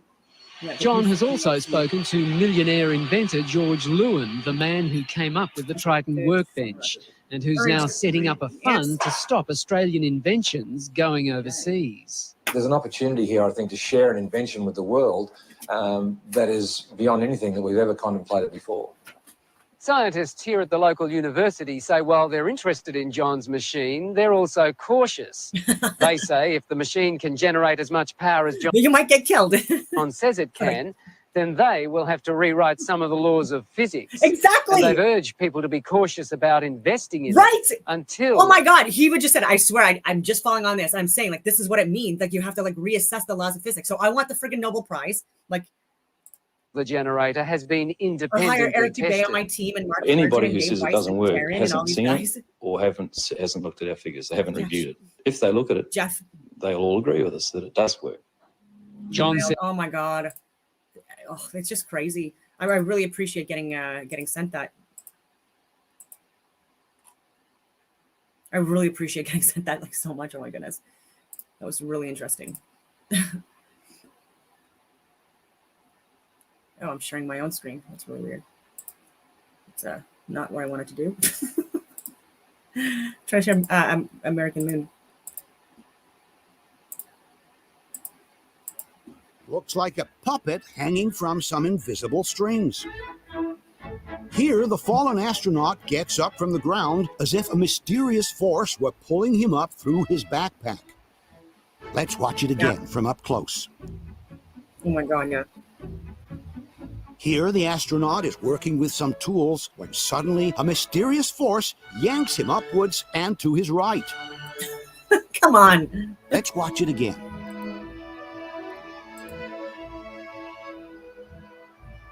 There is even a situation where the astronaut complains that he cannot get up, and he almost seems to wait for someone or something to pull him up. But I can't get up. The astronaut waits until a mysterious force helps him up.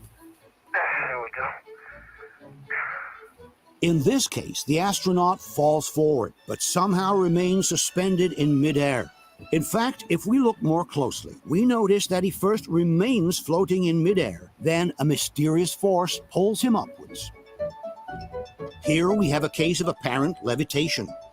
The astronaut on the left takes a leap forward and then remains floating in midair, his legs dangling, while a strange force pulls him upwards. Let's watch it again in slow motion. I used to be an alcoholic, fun fact, and then I stopped drinking for like 4.5 years, and then within the last 2.5 years, like I ended up relapse. Well, I wouldn't call it a relapse, but I ended up like friggin' drinking like several times during like really high friggin' stress events and stuff like that. It's not an excuse, but like, and so I like to limit my alcohol use to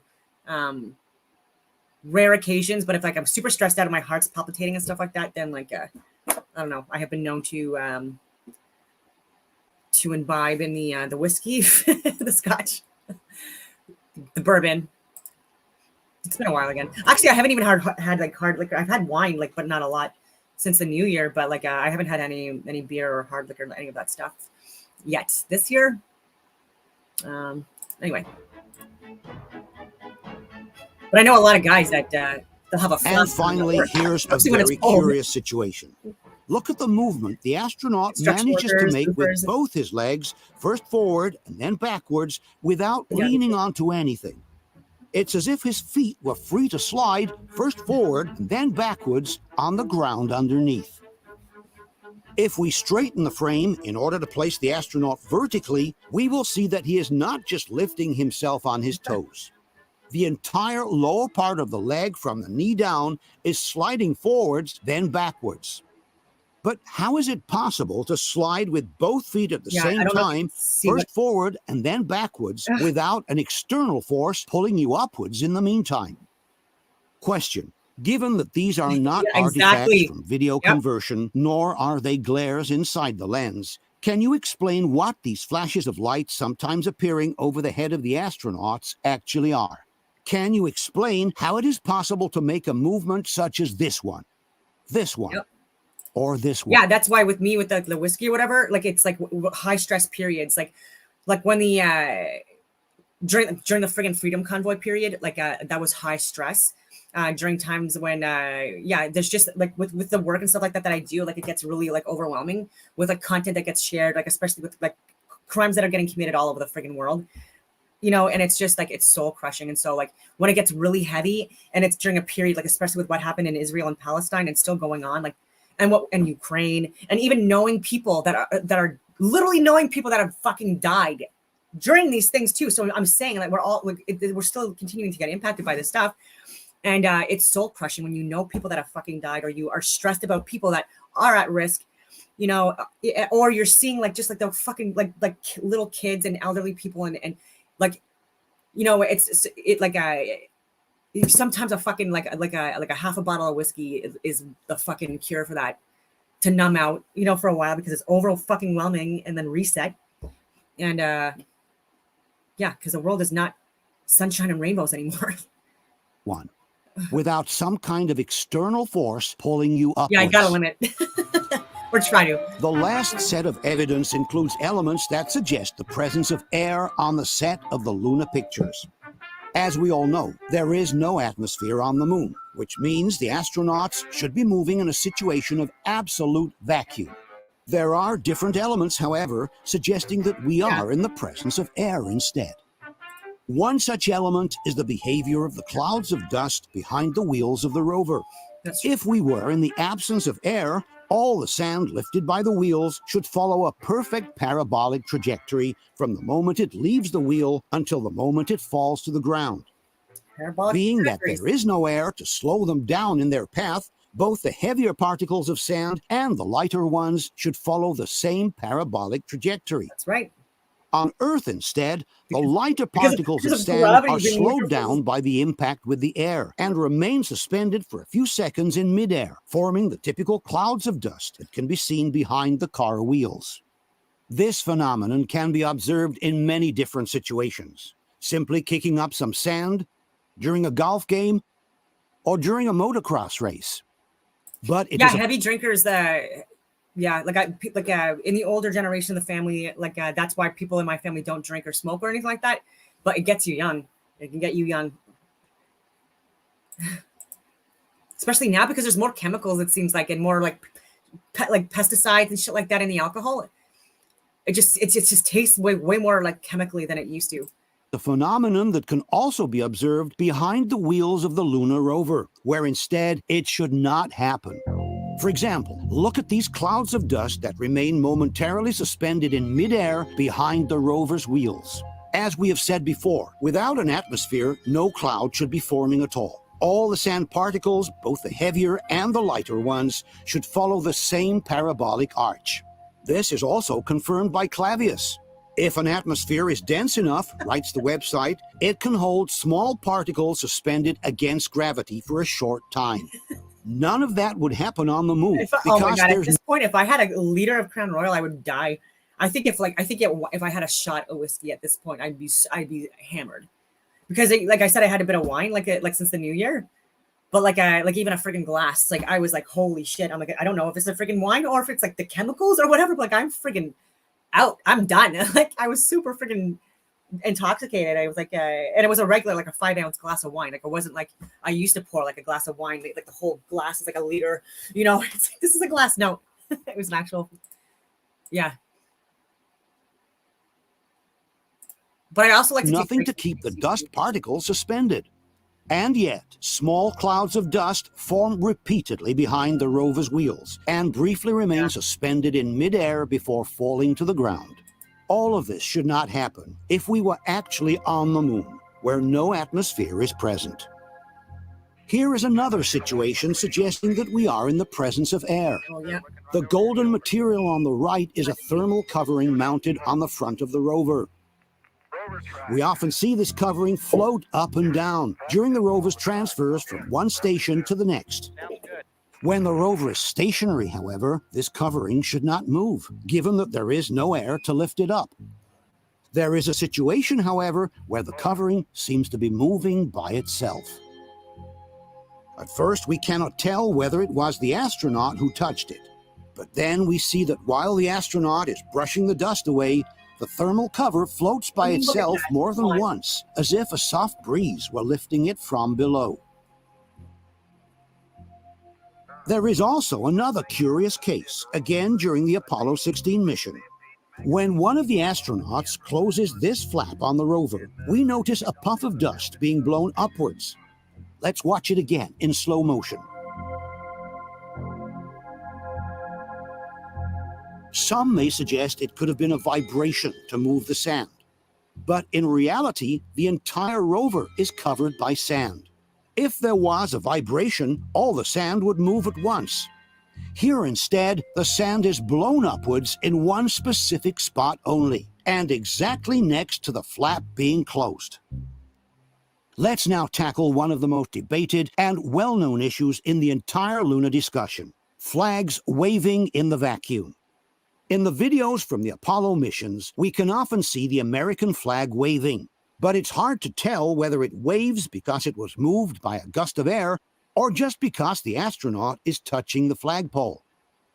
The Mythbusters have conducted an experiment in a vacuum chamber to prove that even in absence of air, the flag can continue waving for a while after the astronaut has touched it. This is flag waving test in a vacuum. And stop. Oh, it's moving a lot. It's moving a lot. So in the vacuum, the flag moved, not just a little bit. It actually moved quite a bit. So that proves you don't need wind in order to move the flag in a vacuum. But then it's the Mythbusters themselves who raise the ante by throwing this challenge. So unless someone finds a shot of the flag flapping without an astronaut manipulating the flagpole, it's Mythbusted. Unless someone finds a shot of the flag flapping without an astronaut manipulating the flagpole, they said. Well, we have found at least 3 situations where the flag waves without anyone touching it. The first one is from this television sequence from Apollo 15. Here, one of the 2 astronauts is standing next to the flag, having his picture taken by his colleague. This is one of the shots taken. And this is the camera mounted on the rover, broadcasting the images on live television. Okay. After a while, the astronaut exits frame to the left. You like that flag there, Joe? A few seconds later, one of the 2 astronauts walks back in front of the camera, headed to the LEM.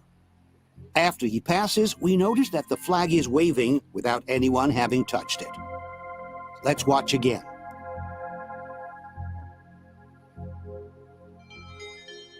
Some debunkers have suggested that the astronaut could have touched the flag with his elbow as he was passing by. But a simple triangulation with the photographic image shows that this was not possible. In order to fill up the frame to this point from the top of the head to the waist, the astronaut must have been somewhere halfway between the flag and the camera. There is too much distance for him to have touched the flag with his elbow. Other debunkers, like Attivissimo, accept the fact that the astronaut did not touch the flag, but suggest that the waving was caused by some kind of electrostatic discharge. Questo è il momento misterioso. L'astronauta non ha toccato la bandiera, ma oscilla. Perché?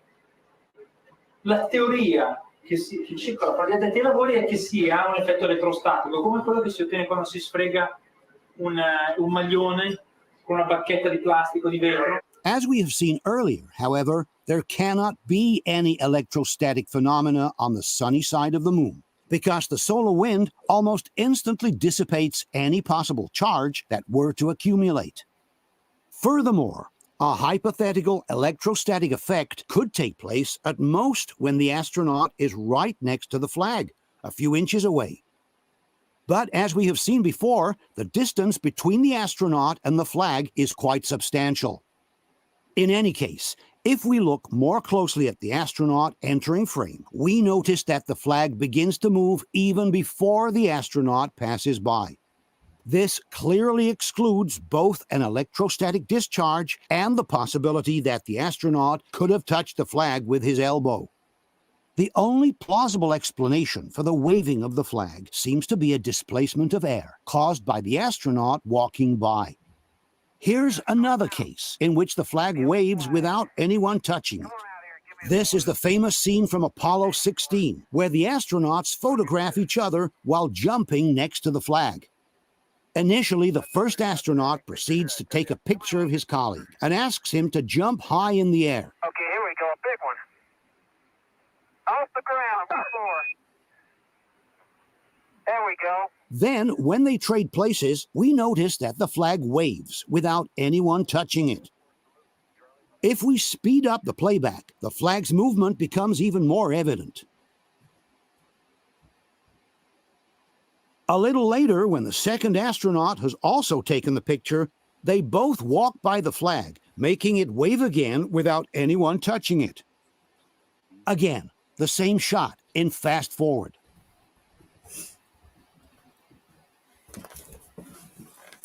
There is finally a very interesting case in which the flag waves repeatedly by itself more than once, while the astronauts are on board of the lunar module.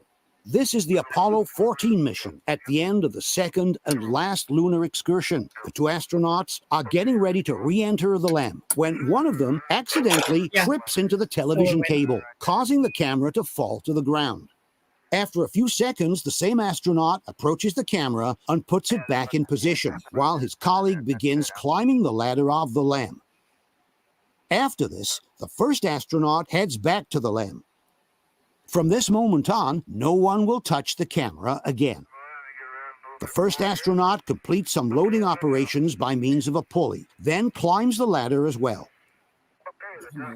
As the two astronauts close up the LEM and prepare for departure, the camera continues to take in the empty scene. 15 minutes go by without anything happening at all. But then I posted the link on Rumble. And on YouTube, I'll make sure I post it on my YouTube video itself. I hope that people take the link to give this guy credit for this video and share that as the video they send. Not this one. I hope that you send his video to 100 million people.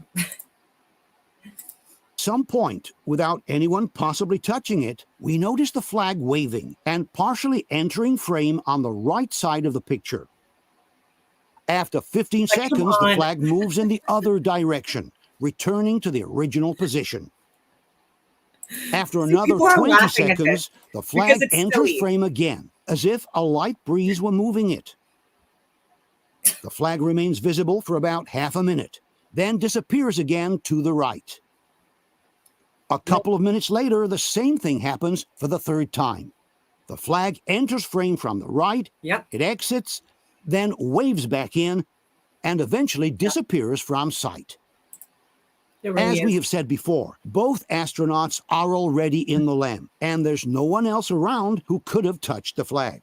Furthermore, by using this white object as a reference, we can establish that the frame does not pan from left to right, but it remains fixed. In other words, it is not the camera moving sideways, it's the flag actually waving as it enters and exits frame by itself. Yep. Some debunkers have suggested that the waving of the flag could be caused by emissions of gas from the LEM during the depressurization process. But this explanation does not stand up for at least two reasons. First of all, any ejected gas would immediately disperse its pressure into the vacuum of space and would not be able to create the turbulence needed to move the flag. The gas would immediately disperse in the vacuums of space. Into the vacuums of space, gases. Because gases need a container. Like my propane tank, like your propane tank, needs a container to contain it. Secondly, we have seen that the flag always moves initially from right to left. In other words, it always moves towards the LEM before going in the opposite direction. In no case, therefore, any hypothetical gases expelled from the LEM could attract the flag towards the LEM itself. Question. Given that there is no atmosphere on the moon, can you explain what slows down and suspends the sand particles in midair, forming small dust clouds before they fall to the ground? Given that the flag begins to move even before the astronaut reaches it, which excludes both a static discharge and a physical contact, can you suggest anything different from the displacement of air to explain the flag's movement? Given that this flag waves not once but twice without anyone touching it, can you explain what caused this flag's movements? Given that the astronauts have been in the LEM for at least 15 minutes and that there is no one else around who could have touched the flag, can you suggest anything different from a displacement of air on the set to explain the flag's repeated movements? Let's tackle now one of the most well-known and debated aspects of the entire lunar discussion, the photograph. And then if there's like, it's not ridiculous amount of time, like I do want to share a bit of that Jaren's video too that he did yesterday to get you on his channel, because that video is a good video. And if you are someone that is aware of what he's trying to say, it literally is just another good video completely destroying this alleged globe Earth model. He's literally showing that they're stitching and creating these like these distances and stuff like that based off of a non-globular model, based on like taking like the flat Earth data and stitching it into and stretching it and condensing in areas in order to coincide with like the alleged globe Earth model. Like he's freaking brilliant. Like I don't understand why he doesn't have a fucking million subscribers yet. From the Apollo. And you have people like Dave Rubin. Like, come on, like they're not even on the same friggin' level. In order to analyze them in detail, we have turned to the experience of some world-famous photographers who have worked for all the most important magazines in the world.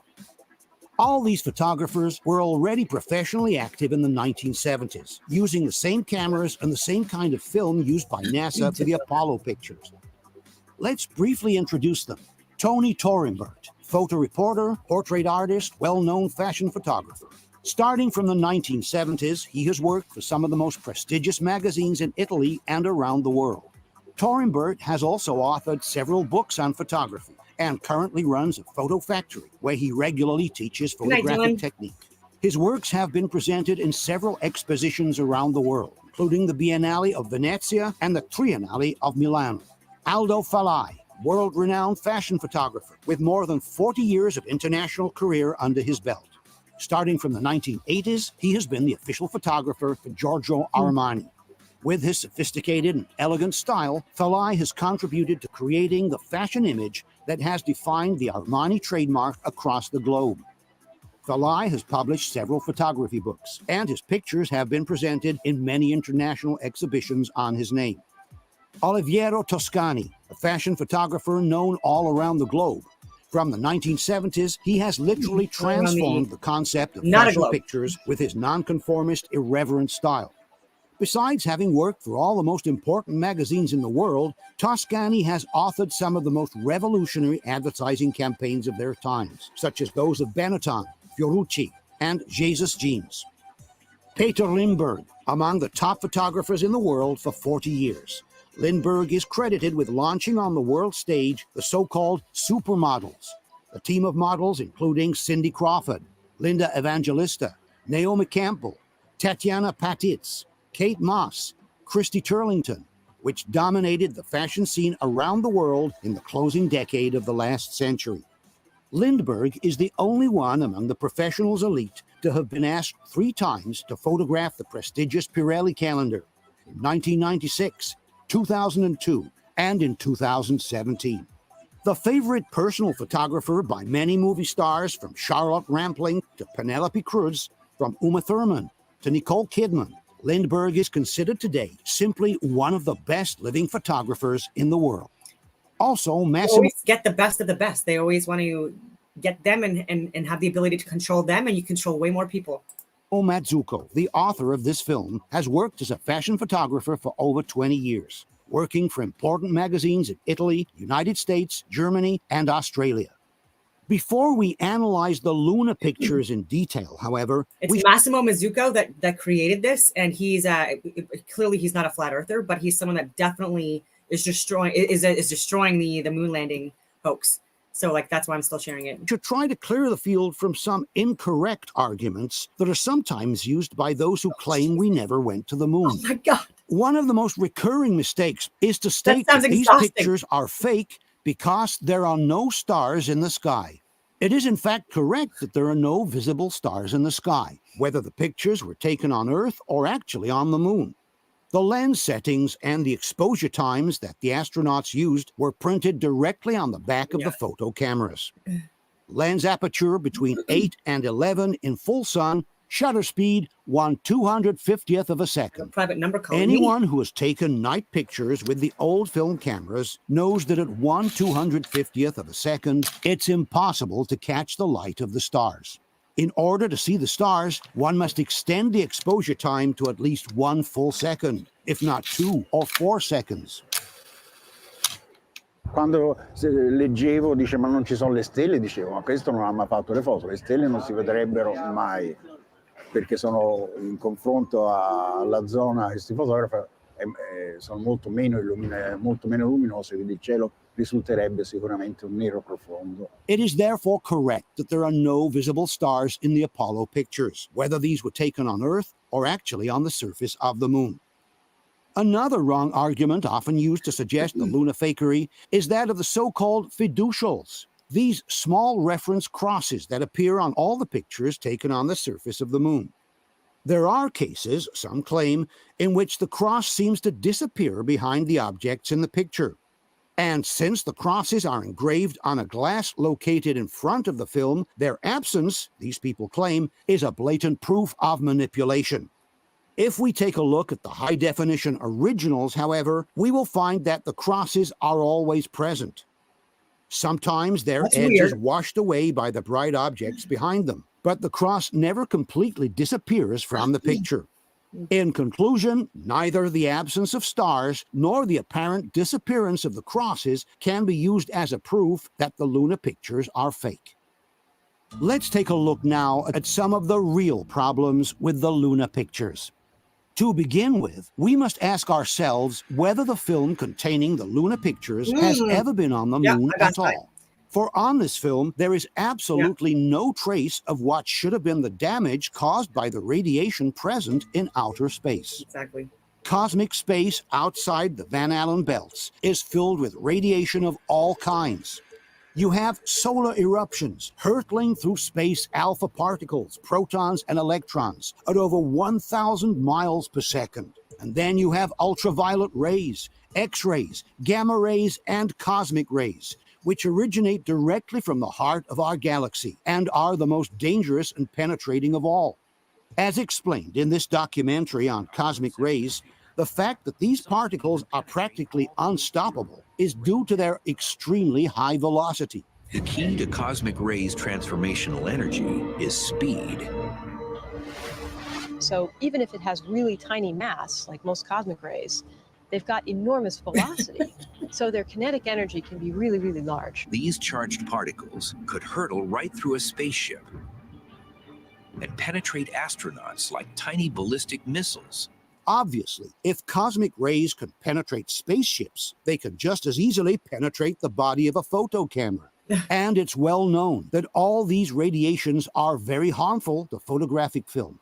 This is explained by Douglas Arnold, who was assistant managing director for Kodak at the time of the Apollo missions. You have an enormous amount of radiation in space, and potentially it affects film, of course. And of course, as you will well know, its prime effect is on contrast. An extreme example comes from the pictures of Chernobyl. This is Igor Kostin, the Soviet photographer who shot some of the most famous images of the nuclear disaster of 1986. I processed my pictures, and I noticed the negatives were black. The effects of radioactivity are clearly visible on film. I think it would damage it. Shows some very correct heavy me if I'm wrong. grading, and I'm assuming it would damage it because extreme radiation can damage like electrical equipment and stuff like that, and cameras also use like electrical like components and stuff like that within the within. And so I could be wrong. I have to look more into that. Like I've looked more into like the physics regarding like the Earth curve calculator, like all of that stuff, and water, and with the with the gas containers, like all of that stuff. But there's still a lot to learn about that stuff, right? Because they're also alleging that the radiation is at ridiculous freaking levels, and anyway, but. Are visibly altered. Oh yeah, and that was the other thing too. So with John Searle, with these like levity discs and stuff like that, like I've shared videos too where there was also like levitation abilities like for wings of like of certain beetles or insects, but then also birds. And this is like what I believe to be like the magnetic radiating like energy that's like for hummingbirds and stuff like that with their cavity, like with the cavities where they hum, they vibrate, I believe. Anyway, I believe there's more connections with that stuff as well.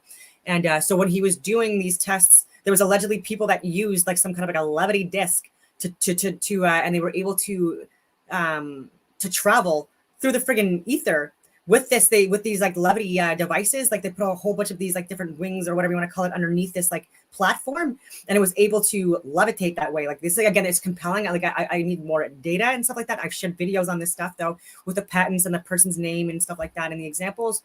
And it was talking about like when they tried to take pictures or whatever like that, like on these platforms and stuff like that, he was never able to. So like people would have to record from like a distance in order to like prove it. Like he was not able to do it himself because of that issue. He was saying that he was not able to when he was on the platform and stuff like that. And so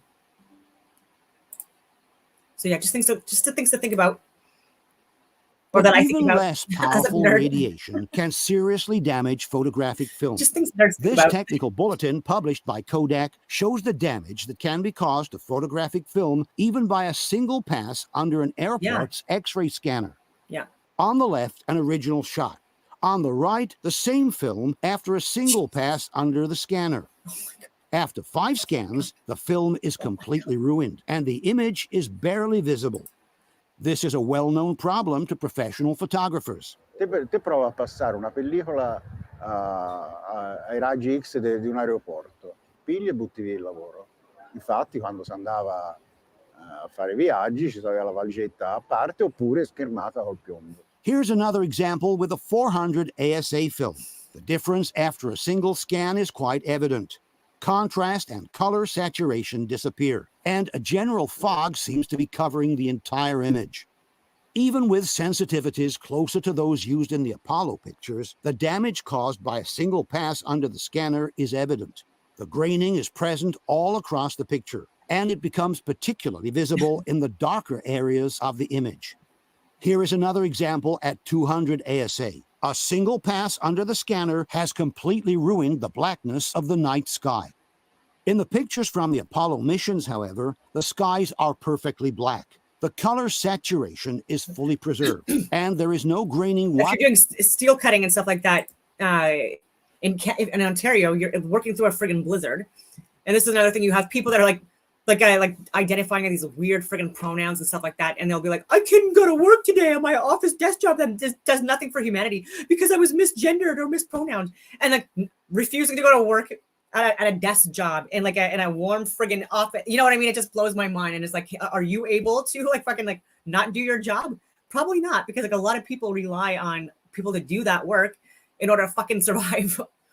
Like I say too, like the truckers, the electricians, the people that maintain the roads, like waste management, like you friggin' name it, like the blue collar workers that are rightfully our middle class, or used to be, like they've been completely decimated now because of fucking losers in cabinet. But like the people that are actually running the country, yeah, they're getting like really upset with the way things are heading, especially with this carbon tax increase again. Whatsoever in any part of the picture. And we must consider that the pictures from the Apollo missions have been exposed to cosmic rays, which are much more powerful and penetrating than simple X-rays. Like, This educational film from the 1960s describes how cosmic rays leave a very evident mark on photographic film. Well, we don't get a picture in the conventional sense, but the charged particles do leave identifying tracks behind.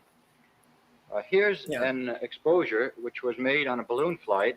But people like on farms in rural areas, like it's not, they don't get a lot of money. Like it's not even close to what people are, the average wage that people make in cities and in suburbs.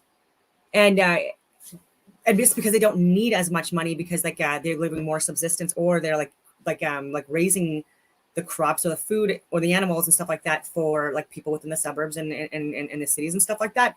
And now they keep on getting more and more increases, like insurance, home insurance now, because if people have a fireplace for some reason in Canada now, that increases your fucking insurance. If you have a log home, like that's also considered to be like through the roof friggin' insurance. Like these are all ridiculous things that when you're considering the area that people are living in, and that now insurance companies are now working out of Canada for Canadians. And so someone from like Texas, they're not considering the weather of Canada, like when they're declining people's insurances that are connected with my major my bank of RBC.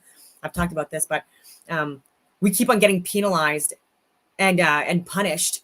And now because of all these increases in everything, like the carbon tax, but so many other things as well, they have to further increase the cost of their products. And people are also further getting pissed off at the farmers and the people in rural areas instead of the people in cabinet that are making this the case. And I can go on a tangent on this, but like people that are hard workers, like my stepfather, who's like my father, like he's been in my family like since I was like 4, but like over 4 decades I've worked in the trucks, like long haul, which is hard and lonely and stuff like that, long haul. And now he does like more short haul, but he still does, it's nightly, like inner province for shipping for over 40 years, over 300 miles logged, never had a fucking speeding ticket or an accident, and works his ass off. And these are all, it's just like 12, 16-hour days.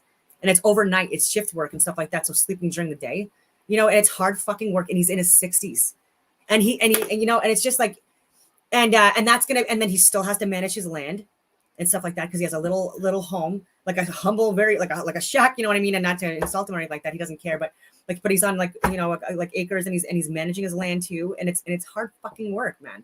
And so people need to wake up. And even my neighbor, like he's in his 80s, and he's retired or whatever, but he still works because he can't afford all the increase and everything like that. So he's being forced to work still, and he limps. Okay. And that crushes my soul, because like I see him, he can barely walk his fucking dogs now, and he has to like drive now. Like it's still to help the community and stuff like that in his fucking 80s. And when he's still like taking care of his farm, like still taking care of like people in the area for giving like maple syrup and anyway, that stuff as well. And he has to work extra to fucking, like, for him and his wife not to be pushed into a fucking nursing home, especially nowadays. Like, and how that, like, I hate the world right now. I honestly do, because this shit pisses me off. Like, and then my brother-in-law too, like he works in construction, and it's long, hard fucking days, and even more taxes this year thrown at the fucking government for people that haven't even lived here for a year. And there's more crime and stuff like that. And then even my ex, because he comes to see the dogs, like he works at a pizzeria, but like a restaurant, but it's long days, and it's like 6 days a week. And sometimes because he's a business, because he owns it like with his family, and it's been in the family for generations. His father's an immigrant, and they can't keep up with this. And so, and they feed people like a large variety of people within Ottawa, and people working in government and stuff like that. And it's just unnerving. And my sister's went from being a stay-at-home mom to raise her kids like a good woman does, and like again having horses and chickens and gardens and all of that stuff too, which is also a lot of fucking work. And then she's got these city dwellers that do like an 8-hour shift at an office job on a stupid climate change fucking scam panel, ridiculous amounts of money getting paid and doing nothing for humanity. And they're the ones that are like punishing like people like my sister. Anyway, it's unnerving. Shows a primary cosmic ray particle hitting a nucleus in the film emulsion. Also, you see an enlarged photograph of one of these emulsion plates. We must keep in mind No, that this and that's the experiment thing too. Like people assume that most farmers are government subsidized. Like maybe where you are, like let me know where you're from. But like I'm telling you, like in Bass Bay and in areas where I know where I have family, where I was raised in fucking like they're not getting subsidized by the government unless you mean welfare or unless you mean people that get unemployment during like a certain portion of the year because they are providing a service. Like for example, fishermen, that's hard work, long hours and stuff like that. But you can only do it during a certain part of the year. But Canadians still need that fucking industry. We still need that industry. And we also, that also assists us with the imports and the exports to give to other countries as well. And so it's needed, right? And so jobs are also needed. And so there's that aspect of it as well. But even for welfare that people get because of not having jobs in the area, but like living like on a small little piece of fucking dirt land and just like having gardens and living living the bare necessities of life or what I'm going to call it, they get like $800 or $700 a month to live. That's for everything. That's like literally for like electricity, for cell phone, for gas, for food, for all of that stuff. And that's why they do things like grow their food and have animals and they it's more of a moderate, conservative, traditional way of life. And they understand that they're there also to manage the land and assist with the like keeping the land healthy and fertilized and feeding communities. And anyway, conducted with a balloon flight well below the Van Allen belts, where only a small part of the cosmic rays from outer space. Yeah, there are now like more like of these huge friggin' like I don't know what you would call it, like industrialized farming now, like where the people are coming in from other countries. And like way cheaper than than getting it like people here to do the same work, and they're overspraying these crops and stuff like that. And these crops again, they're not growing like they're supposed to be growing, and they're actually destroying the soil, they're actually destroying the atmosphere, and pushing Canadians out. And so like that's the shit that needs to go. Yeah, that stuff too, especially. Yeah. And there's so much farmland now that's being taken over by like elitist psychopaths like Bill Gates, who are claiming that trees are not good for the environment. Yet he's buying a lot of like areas where there's a lot of trees, and they want to control the like the agriculture and the food. That's why they're punishing farmers. That's why they're like there's more. They're trying to come up with some kind of like a carbon tax like for like animals. So like for methane being produced, like you can't even fucking make this up. And again, it's only for people in rural areas and farm areas, which used to be more like 60-40 for like percentages of people that are in suburb cities and versus rural areas. And now it's like 1% for rural, 100% city or 99% city. It doesn't work, guys. Manages to penetrate. On the moon, however, you don't have the protection from the magnetosphere. And the amount of cosmic rays that can damage both humans and film is definitely much higher. This is explained by Dr. David Groves, an expert in photographic analysis. We're protected on Earth by a nice thick atmosphere, and that combined with the magnetic field keep these ionizing particles away from us, on film, of course. In space, you're not offered that protection. In fact, thanks to the probes that have explored the moon in recent years, we are able to quantify with some accuracy the fluxes of radioactive particles present in the cosmos. From this document published by NASA, we can read, the cosmic ray flux per square centimeter of lunar surface per year contains an amount of particles that translates to 4.5 particles per second per square centimeter. This document, published by the National Council on Radiation Protection, offers a similar amount, 4 particles per square centimeter per second during a minimum of solar activity. This amount can be reduced up to 4 times during a solar activity peak. Thus, on the moon, we have an average flux that can range from 1 to 4 radioactive particles per second per square centimeter. A true downpour of cosmic rays capable of penetrating any object they were to find in their path. Considering that the photo cameras have been on the lunar surface for up to 8 consecutive hours with no specific protection against radiation, each roll of film should have received tens of thousands of impacts from the cosmic rays, damaging the pictures in a visible way. Instead, the pictures taken by the astronauts show no damage whatsoever due to radiation. Colors are perfect. Contrast is fully preserved, and there is no visible sign of graining on the emulsion. This apparently inexplicable fact is remarked both by Douglas Arnold and David Groves. If you look at the results, top quality duplicates, you can see that there appears to be no effect whatsoever. I would expect to see on the transparencies evidence of small bright dots where a high velocity nuclear particle had impinged on that film. I have no evidence whatsoever that this has occurred. But how is this possible? After all, it's NASA itself in this document from the Skylab project who writes, "The radiation environment encountered during Earth orbital missions was studied extensively. The results indicated that the radiation environment could severely damage unprotected film. The energy level of the intergalactic cosmic rays," explains the document, "is so high that no practical method exists for eliminating cosmic radiation damage. This degrading factor must be accepted, and, though significant, it should not be unacceptable for short-term exposure or with relatively insensitive film types." We then ask the following questions. Given that, according to NASA, no practical method exists for eliminating cosmic radiation damage, and that this degrading factor must be accepted, where is the degradation, significant but acceptable, that should appear on the lunar pictures?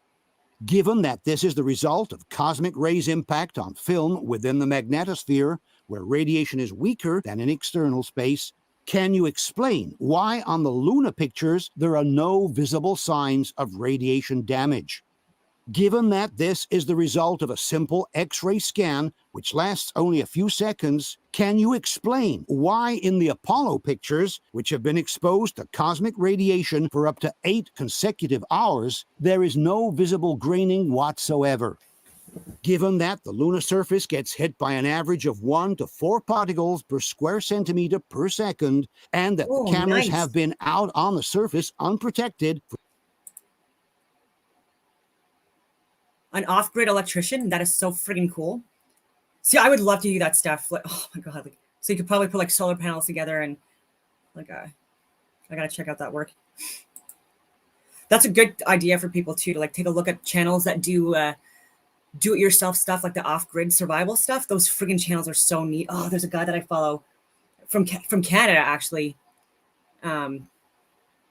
And he posts really good stuff, but he does the hardcore like wilderness stuff. Like he's out literally, I think, in northern Yukon, and he survives in like extreme. Oh no, it might be Alaska, it might be American.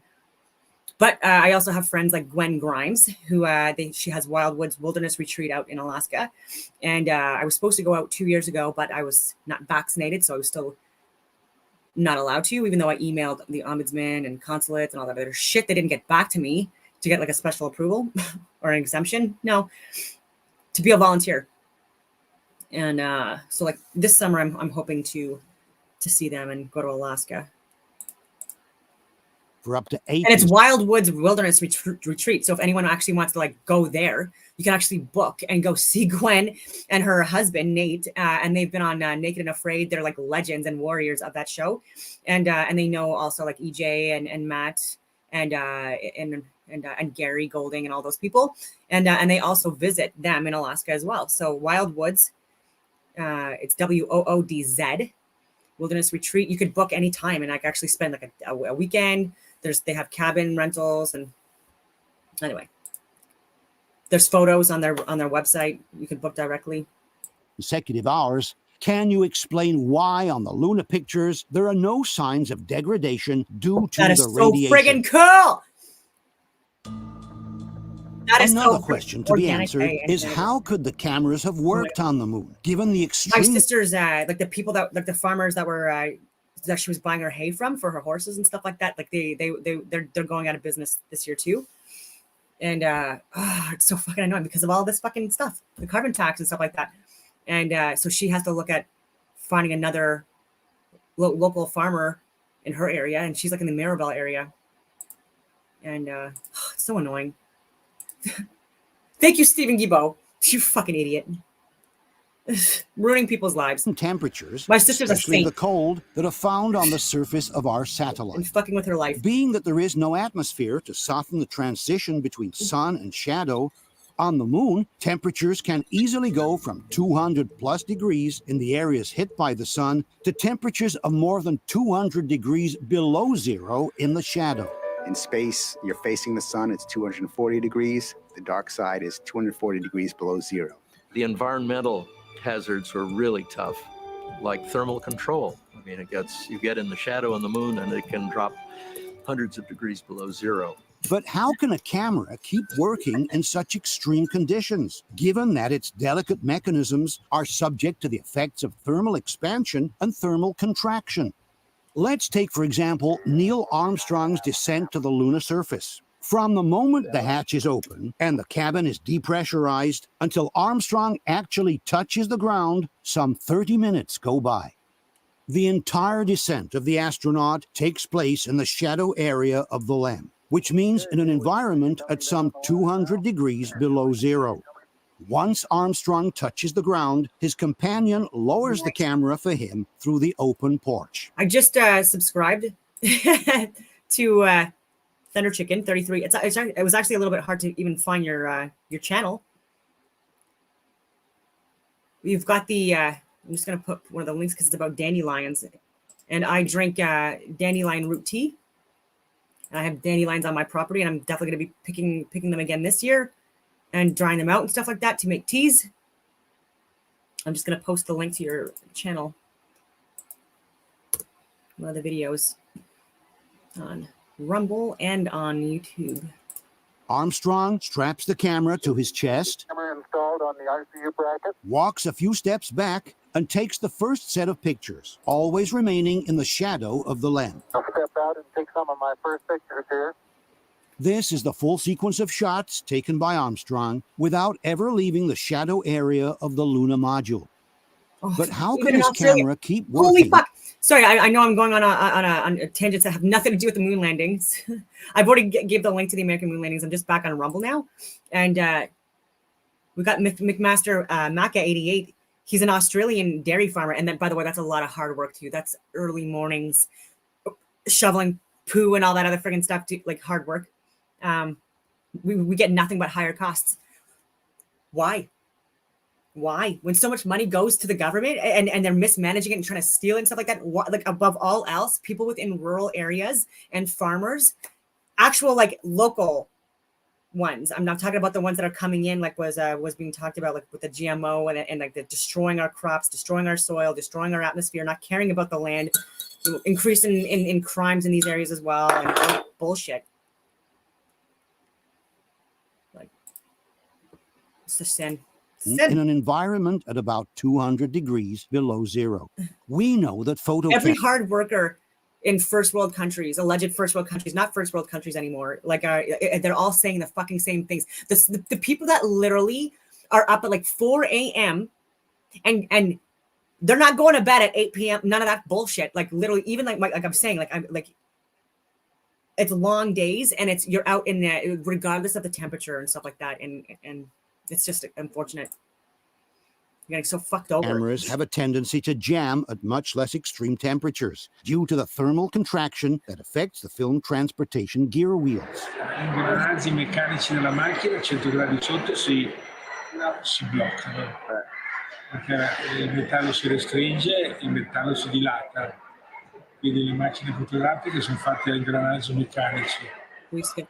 No more. Io non sono mai stato a 100 gradi sopra e 100 gradi sotto, però sono stato a 40 gradi sotto in Manciuria e mi si bloccava la macchina. Quando andavo in montagna mi toccava mettere tutti i materassini addosso, perché sennò non funzionava.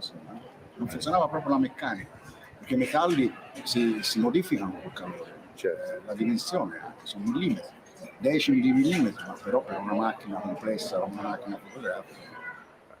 This promotional video by Audi, which plans to send an unmanned rover to the moon, explains how even 10 minutes spent in the lunar shadow can bring the vehicle's mechanical parts to a complete blockage due to thermal contraction. Another danger to look out for, shadows, which could instantly damage the rover.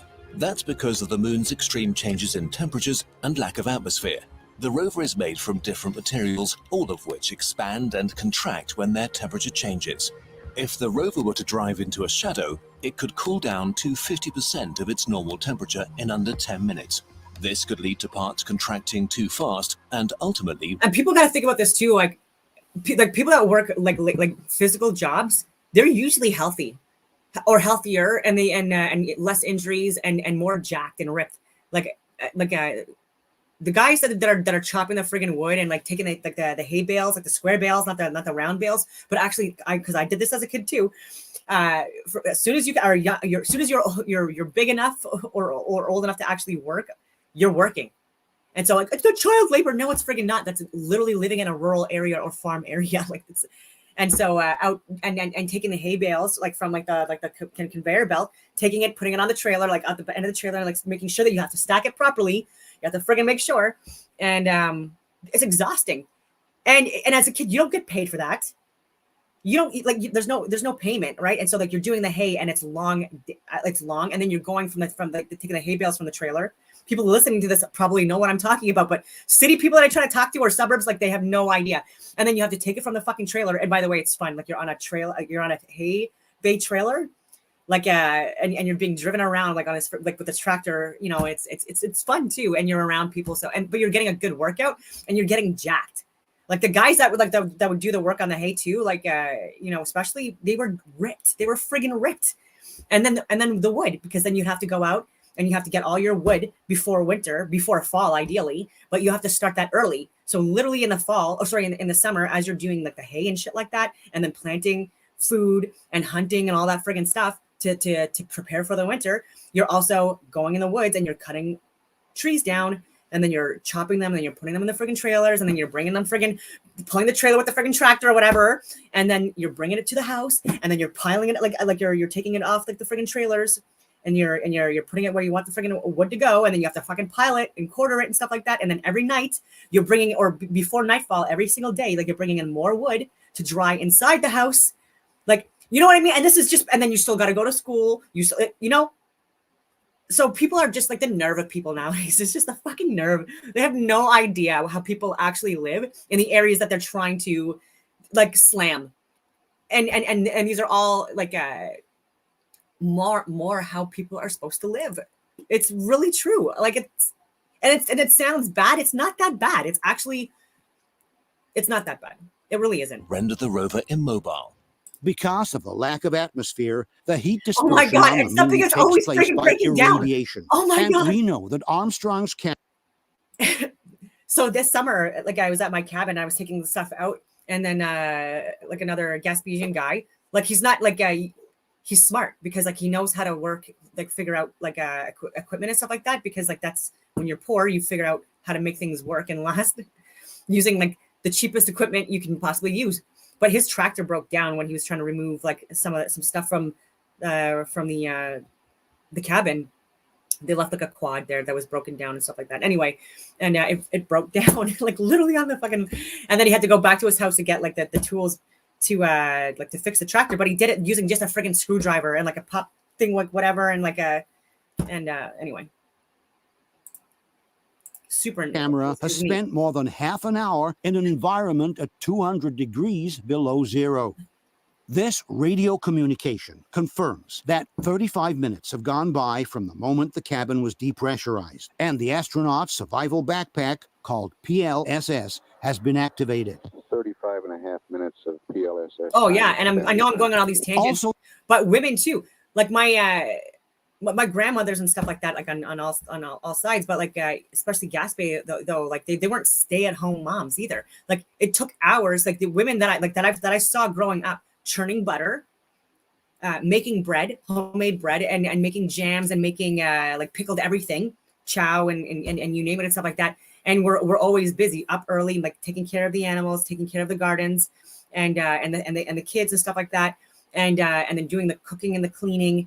And all of that stuff, like there was literally not a moment that went by, or that goes by that these women are not doing things for, you know, the home and stuff like that. And so like also like these like, and not to slam women, but like there's entitled rich brats that have lived in the cities or in the suburbs or in like wealthy areas like their entire lives, and like they literally have done none of that stuff, and they're dictating policies for us.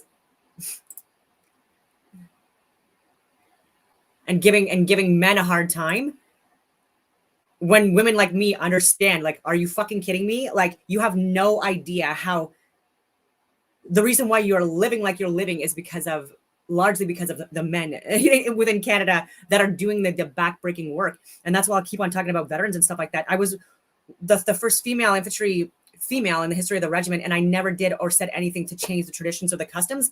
They were even like joking about the gentleman's course and stuff like that. I'm like, keep it as a gentleman's course. I'm like, I'm the first female. Like, I don't expect you to change anything for me at all. Like, I don't want that at all. I want the same traditions and stuff like that, and the warrior mentality and ethos. And these were guys that worked their fucking asses off and were gone away from their homes for like it chokes me up, like for years at a time, even like even the reserves guys, and like especially for pre-deployments and stuff like that.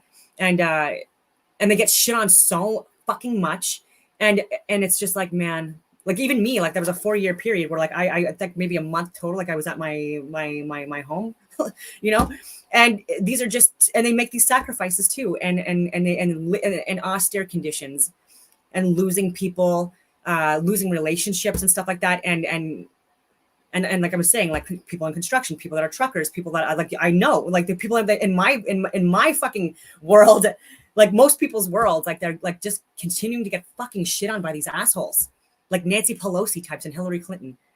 And these are the weird pedo freaks, sociopath fucking types, you know, the weird perverted sexual types that like do their fucking orgies and like they're drug infused, whatever you want to call it, gangbangs, having sex in cabinet or in Senate, you know, and celebrating predators on a Christian holiday. Like, come on, guys, like fuck off. And it's mostly men that I know too that are on the rigs, that are doing the scaffolding, that are doing like the hard work. We call them the boys, like doing the firefighting, doing that, like fighting the fires that are being started by climate retards and lasers possibly too. But like again, oh my God, and the waste removal guys too. Literally the only reason why we're as healthy as we are as a fucking society is because the garbage is removed by fucking men, mostly men, okay, that are literally fucking removing, like, so that there's no animals, there's no like, none of that stuff like to infect your communities. So preventative medicine and preventative health and stuff like that, like these guys actually are like these are the heroes. And I get fired up because like this shit like really pisses me off, because like and then they're alone and they're shit on and they're fucking beat down and oh my God, by people that are playing victims and social justice warriors. Like it's just disgusting. And my sister's a teacher now also, so she does all of this stuff, and it's for high school students that literally like they're juvenile detention kids, hard job, and she doesn't. I won't say she's doing this for them, and it's heartbreaking. And things have gotten so crazy in the last few years because of all this woke DEI bullshit. And so they're even kids nowadays, like they're more hostile, they're more aggressive, they lack respect. They're not at the same academic level as they used to be even 5 years ago. And that's what she's having to deal with. And she has kids of her own and animals and a husband to take care of and all that bullshit. And then she also has to like go drive in traffic too. Oh my God. And she's not doing it for the money. She's definitely not doing it for the fucking money. She's like, because people are quitting, because teachers are quitting. And since 2021, there's been record breaking teachers quitting. And these are all like, and my sister's tough as fuck. That's why she's not quitting. But she's getting these like women that are entitled, rich, middle class, the ones that come from cities and suburbs. And she's saying that they're crying and screaming and freaking out and not even knowing how to respond to kids because they don't have kids or they were never around kids. Like maybe they were just shitty aunts and uncles, you know what I mean? And they don't even know how to respond to any of that stuff. So it's a shit show. Okay. So it's a shit show. I'm just going to say that. And so of course teachers are all like quitting at alarming rates. And every year there's like, even like the numbers are getting broken, the records. So like 2021, it was record breaking teachers resigning. 2022 beat that. 2023 beat that. And 2024 is on the record to beat 2023. So this is the resilience that we're teaching. It's a joke. It's a joke. It's a joke. My stepfather, like again, he's worked like the fishing and everything, hard fucking labor his entire life. Still now 6 days a week because he can't afford to fucking retire, and he's broken. You know, and it just it's just frustrating. Like. And like 12 to 16 hours a fucking day on the trucks because like he ships medical supplies and stuff too. So like for him, it's like he has no choice. So this table describing the timeline of the operations on the moon indicates that some 30 minutes have passed from the cabin's depressurization until the moment Armstrong gets a hold of the camera. This means that the camera has had plenty of time. Taking Back Eden, your channel is great. People, I recommend that you take a look at Taking Back Eden FE, their work as well. And Nakachita, I hope I'm probably saying that wrong, but great channels. Great channels. Time to irradiate and dissipate a good part of the heat it had accumulated while oh no, in the thank cabin. you. Oh my God. How can this camera keep working after having spent more than half an hour at 200 degrees below zero without suffering the consequences of thermal contraction on its mechanical parts? Question. Given that the Audi technicians fear the complete blockage of the mechanical parts of their rover after only 10 minutes spent in the lunar shadow, how can a camera keep working after having spent over half an hour in the same shadow, its mechanical parts being far more precise and delicate than those of a lunar rover? Another problem connected with the cold environment is that at such low temperatures, the photographic film loses its flexibility, becomes rigid, and may easily break during the transport within the camera. Even though we are in the vacuum, the film touches the camera body all along its path. Since the camera irradiates and progressively loses heat, so does the film inside. And we know that below a certain temperature, photographic film becomes rigid and brittle, almost like glass. Il problema è che la pellicola a meno 80 diventa cristallo, si rompe. Nel momento in cui carichi si spezza. Quindi non puoi avanzarla? Molto improbabile, cioè è stato sempre uno dei grossi problemi di lavorare all'estremo freddo, è che la pellicola diventa vetro. Freddo è micidiale. Io mi ricordo in Russia a meno 26 si combatteva che non si spezzasse la pellicola ed era meno 26. E la pellicola a meno 40 cosa succede? E la pellicola teoricamente non dovrebbe funzionare. Però se ha funzionato sono stati fortunati. They were lucky. Oh my God. Oh my God. Let's now examine the problems related to the type of lighting used for the lunar pictures. There are, in fact, different elements suggesting that an artificial source, rather than the sun, was used to illuminate the set. This would obviously mean that the pictures were taken on Earth and not on the moon. The first element suggesting the use of artificial light are the so-called hotspots. The sun is a huge, extremely powerful source of light, capable of illuminating entire planets with its rays. For this reason, when the sun illuminates a large, flat expanse, the light reaches every visible point with the same intensity. Whether we observe an area closer to us or one in the distance, the luminosity of the ground is practically the same everywhere. This is due to the fact that the sun is thousands of times larger than the Earth, which means it can easily illuminate any portion of its surface with the same intensity. It's not. If we use an artificial light source instead, like for example a movie light, the area of illuminated terrain will be much smaller. Furthermore, at the center of the illuminated area, we will see what is called a hotspot, while as we move away from the center, we will notice a substantial decrease of luminosity called fall-off.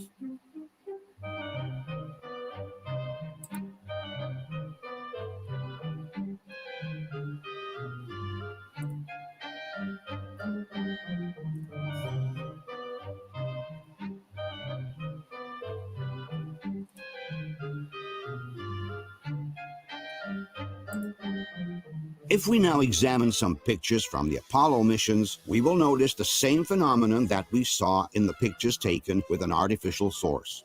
A noticeable hot spot in the center of the image and a just as noticeable drop of light as we move away from the center of the illuminated area.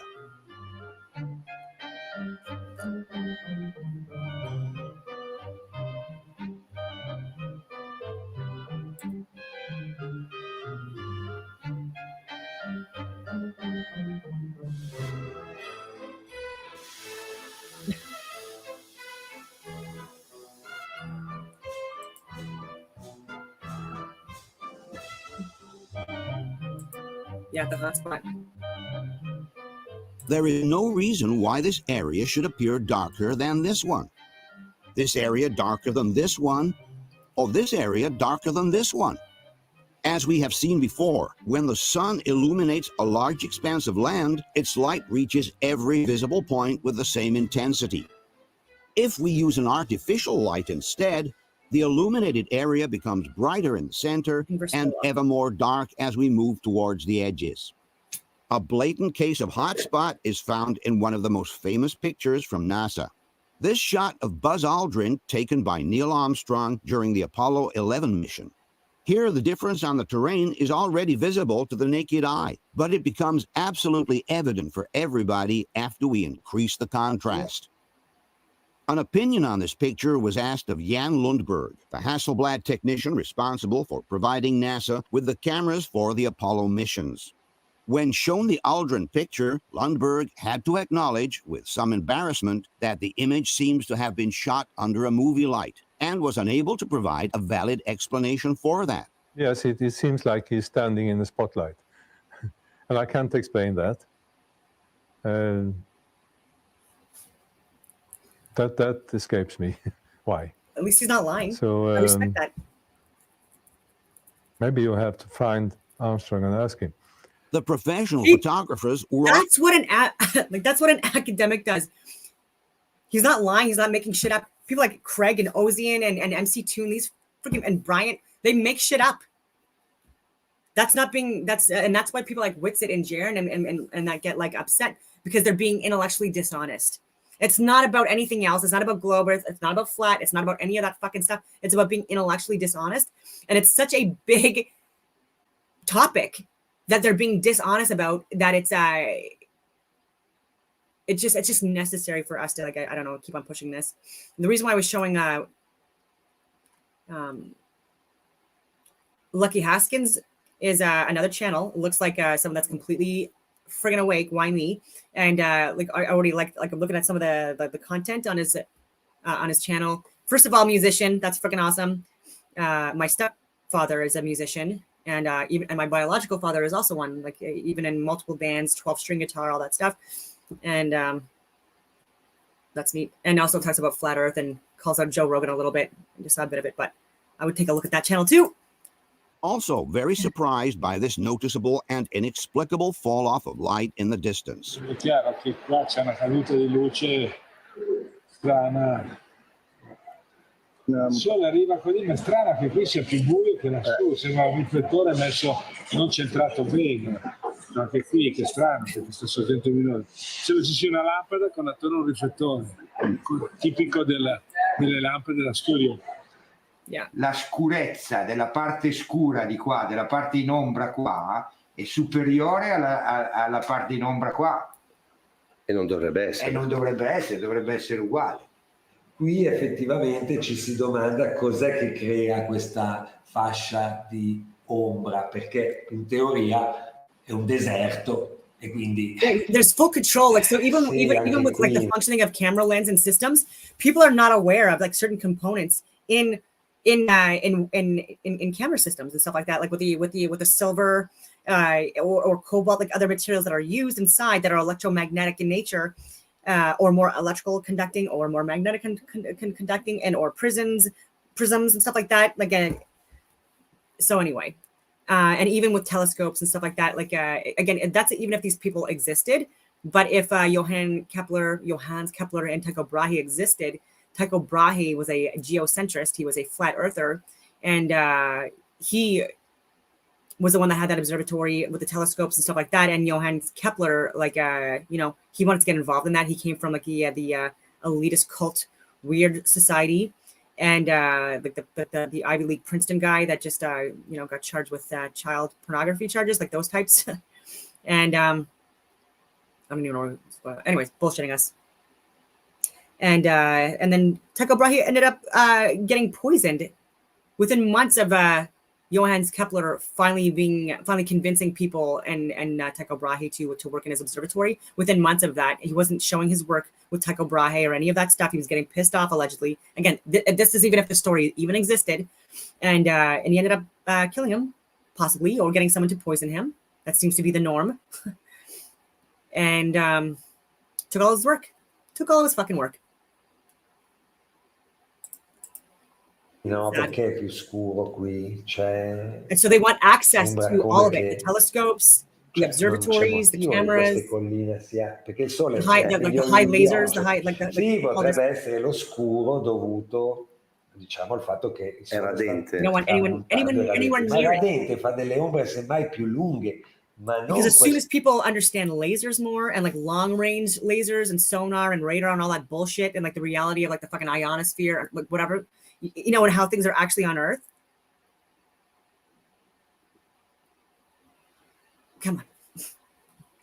That's why they control, like, a lot of people control like the land, the air, and the sea, and the institutions that push out this stuff are literally controlled by the same fucking assholes. And it's like all, oh my God, like even video games push this, and that's a $1 trillion industry now. The music industry, the movie industry, it's all like CIA. Like oh my God. And that's why I can't even believe I'm still fucking alive. And I don't even care if this is some kind of a motion picture video game. I'd rather go out telling the truth, or what my version of what I think the truth is, than be a pussy. Questo tipo di ombra. Se fossimo in una sala di posa, o se avessimo puntato un grande faro su questa scena, per quanto grande sia il faro, non può mai avere una luminanza come quella naturale. Dylan, that's so fucking well said. E quindi per forza si creano delle cadute di luce. In studio hanno molto senso. In effetti, diciamo, in studio questo è giustificabilissimo, però qui non ha molto senso. Dovrebbe essere piattamento. That's an expert photographer, by the way. Dal sole. Sì, e le cadute qua sono pazzesche. You have a book? Oh my fucking God, that's pretty cool. I'm gonna pause that too.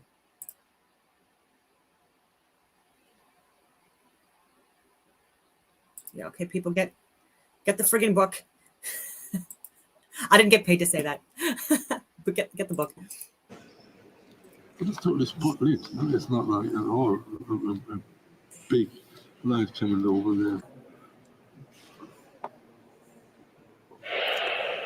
Yeah, that is funny. You know, that is like totally lit. It's absolutely true. And I know these pictures. I've never thought about it. Meno è più scuro il terreno di lontananza. Sì. E non si capisce perché. Non si capisce perché. Il sole dovrebbe illuminare il terreno. Tutto da tutte le parti, è all'infinito la luce praticamente, no? E sono illuminate queste cose qui, il terreno dovrebbe essere come qui. Solito discorso. Dà la sensazione di uno spot. Qui, sì. Proprio un sirio, ecco. Un grande sirio. A sirio, for those who are not professionals, is a large and powerful movie light. And curiously enough, a similar image was obtained in this documentary on the moon landings by using just that, a large movie light. As one can see, the results are very, very similar to those present in the Aldrin picture. According to Paolo Attivissimo, however, there is a different explanation for the fall-off of light in the distance. It would have been the engine of the LEM, he claims, to blow the dust away during the landing, thus revealing the lighter sand underneath. Non è l'orizzonte del terreno lontano a essere più scuro, è quello il suo colore naturale, è la parte in primo piano che è stata pulita dal getto e quindi ha portato in superficie o ha esposto del materiale più chiaro. But this hypothesis by Attivismo doesn't hold water for at least two reasons. The first one is that the hotspot phenomenon takes place in different missions and in different situations, some of which are definitely far away from the landing area of the LAM. It is ludicrous to think that the Luna module would have gone around to neatly blow the dust off all these areas before it landed. Secondly, NASA itself denies the fact that the sand under the surface of the moon is lighter than the one on the surface. It is in fact the exact opposite. In this report on the Surveyor missions published in 1969, NASA wrote, "Observations of the fine-grained parts of the lunar surface disturbed by the landing and liftoff of the Surveyor 6 spacecraft have shown that the lunar material exposed at depths no greater than a few millimeters has a significantly lower normal luminance factor than the undisturbed surface. In other words, the ground swept by the lunar module's jet should appear darker than the rest, if anything, and certainly not lighter, like Attivismo says." Another theory put forth by the debunkers to explain the inconsistent illumination of the terrain is the so-called vignetting effect, a phenomenon that sometimes occurs in pictures when the corners of the frame appear darker than the rest of the image. But vignetting is a defect that only occurs in the low-cost lenses, and certainly not in the Zeiss lenses used by Hasselblad, which are simply the best in the world. Alcuni hanno suggerito che sia un problema di vignettatura, secondo te può esserlo? No, se l'Hasselblad la vignettatura, scherziamo, non la fa. Quindi, fosse una macchinetta da addolire, sì, ma... Furthermore, several pictures show how the difference between hotspot and fall-off is present in the center of the picture, as in the case of this image reflected in the astronaut's visor. And since vignetting never takes place in the center of the image, we can state with certainty that we are facing a real phenomenon on the ground, and not a case of vignetting. Stranamente, il sole viene da questa parte, e qua è più luminoso, come se arrivasse a illuminare questa zona e meno questa. This is supposed to come from the sun. Yes, the sun and the sun behind. This is the photographer. Ridiculous thing, because there's absolutely no reason that it's darker here and there's thick. It's when you have a spot which is not strong enough. Right. Come on here. Right there. Yeah. Here's another similar example in which the illumination problem is quite obvious. If we look at the sides of the astronaut photographer, we notice that on the left, the ground is brightly lit, while on the right, there is a dramatic decrease in luminosity. If this scene were truly illuminated by the sun, this area of the ground would appear as brightly lit as this one. Finally, as a possible explanation, a phenomenon called Heiligenschein has been suggested. It refers to that peculiar halo of light that sometimes appears around the shadow of the photographer in some particular situations. But the Heiligenschein effect only occurs when the sun is located exactly behind the photographer's head, along with the axis of the lens. This is the reason why the halo effect, which is due to a retroreflection phenomenon on the ground, appears all around its shadow. As we have seen instead, many of the hot spots in the NASA pictures occur when the light source is placed on the side of the photographer and not behind his head. Question: given that the sun should illuminate the whole landscape with the same intensity, both close and far away, can you explain the reason for the noticeable fall-off of light seen in many of the Apollo pictures? In this particular case, the fall-off takes place in the center of the frame, thus excluding a vignetting problem, and with the source placed on the side, thus excluding the Heiligenschein effect. Can you explain the reason for the noticeable fall-off of light that can be seen on the terrain right behind the astronaut photographer? Another problem found in certain lunar pictures is the direction of the shadows, which should be parallel to each other had they been generated by the sun, but inexplicably diverge on the ground instead. Because of the enormous distance separating us from the sun, all the shadows generated on Earth by the solar rays are parallel to each other. We can see them parallel, however, converging or diverging depending on the angle with which we photograph them. If we shoot a picture with the sun behind our shoulders, the shadows will seem to converge as they move away from us. If we take a picture with the sun in front of us instead, the shadows will seem to diverge on the ground. This is due to the phenomenon called perspective. In reality, the shadows created by the sun are always parallel on the ground. We may see them converge or diverge simply because we are photographing them along the vertical axis of the image. If we instead take a picture with the sun at 90 degrees on our side, we will see that the shadows will always appear parallel to one another in all cases. The same thing happens with train tracks, which seem to converge if we shoot them along the vertical axis of the image, but will remain perfectly parallel if we shoot them along the horizontal axis. There are some Apollo pictures, however, where the shadows inexplicably appear to diverge from one another, even though the sun is on the side relative to the photographer. This is the most famous example of all. Judging from the lens shadow, the sun is located some 90 degrees to our left. Despite this, the shadows of the rocks in the foreground are not at all parallel to that of the lamp, but they clearly diverge from it instead. This is theoretically impossible. As we have seen before, when the sun is on the side, the shadows must be absolutely parallel to each other. If we use an artificial light instead of the sun, and we place it much closer to the objects we are photographing, then the shadows will diverge from each other even though the source remains on the side. This is due to the fact that the closeness of the source creates a strong angle with the objects being photographed. If we use the sun instead, its practically infinite distance makes the shadows appear parallel anyway. Let's go back now to the NASA picture. While these diverging shadows cannot be explained with sunlight, they immediately become justified if we imagine an artificial source placed near the left side of the image. We're talking about a situation akin to this one. This is the set of the television series From the Earth to the Moon. As one can see, the large artificial source imitating the sun, which is placed on the side, produces shadows that are clearly diverging from each other. This is due to the closeness between the source and the objects being photographed.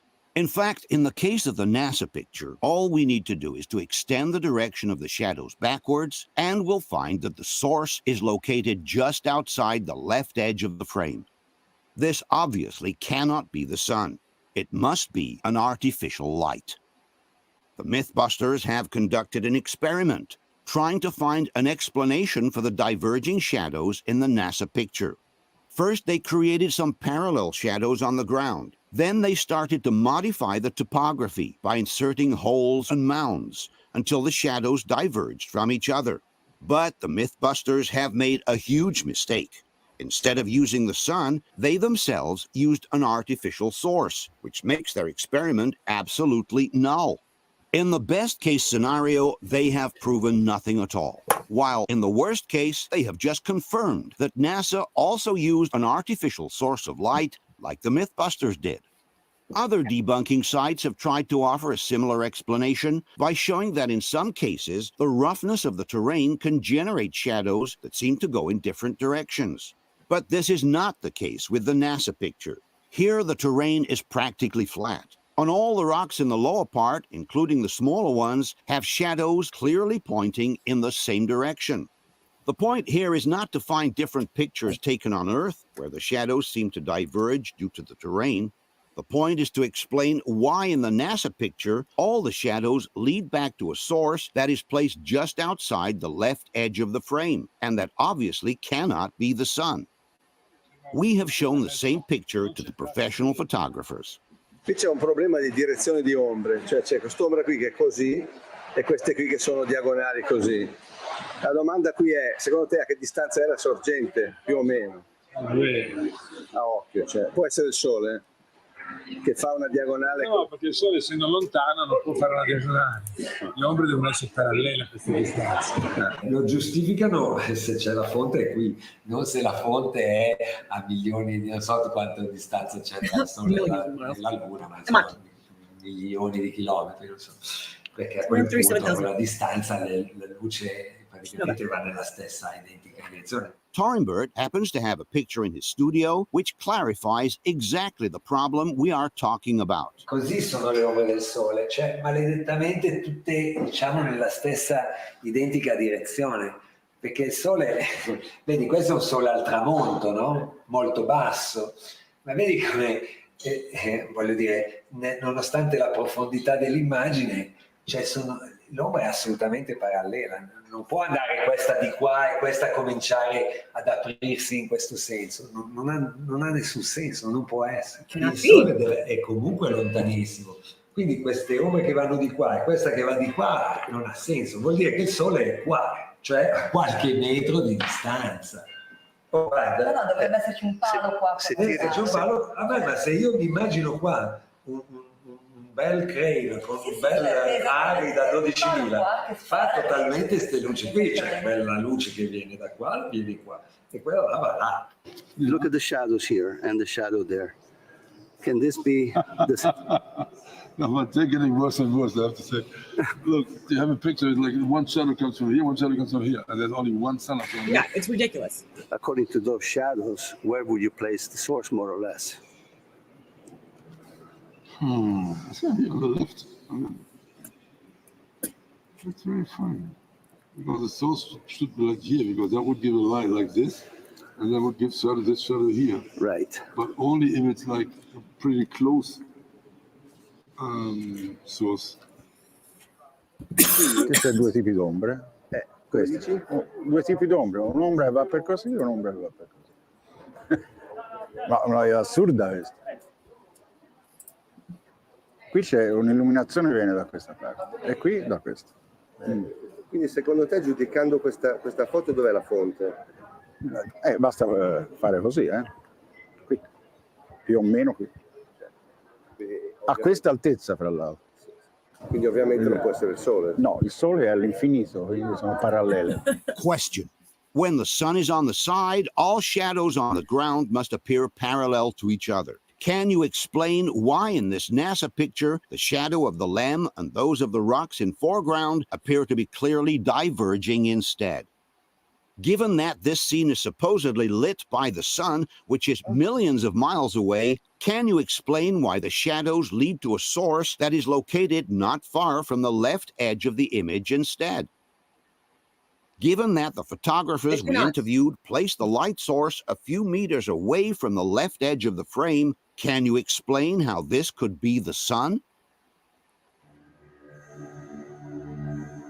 There is also another series of images from the Apollo 12 mission suggesting the use of an artificial light. In all these shots, we can notice on the ground the dark shadow of the astronaut who supposedly took the pictures. If we close in on any of these shadows, however, we will notice that they are entirely surrounded by a grayish, blurred kind of edge.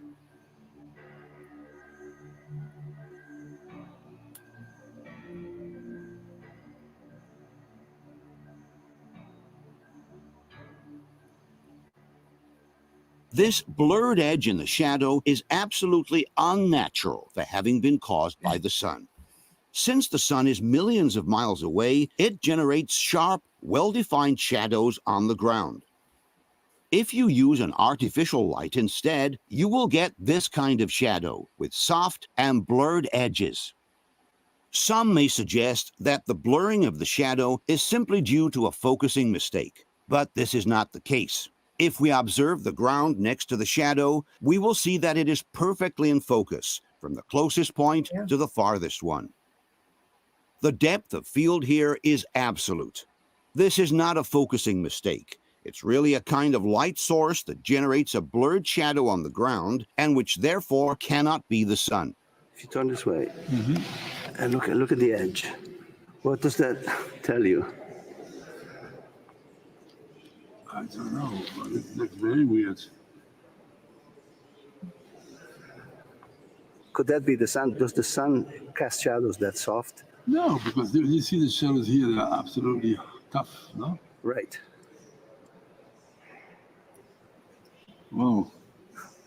No, indubbiamente l'ombra multiple light, dovrebbe essere like più netta, of multiple visto che il strengths, sole è what they're lontano. saying.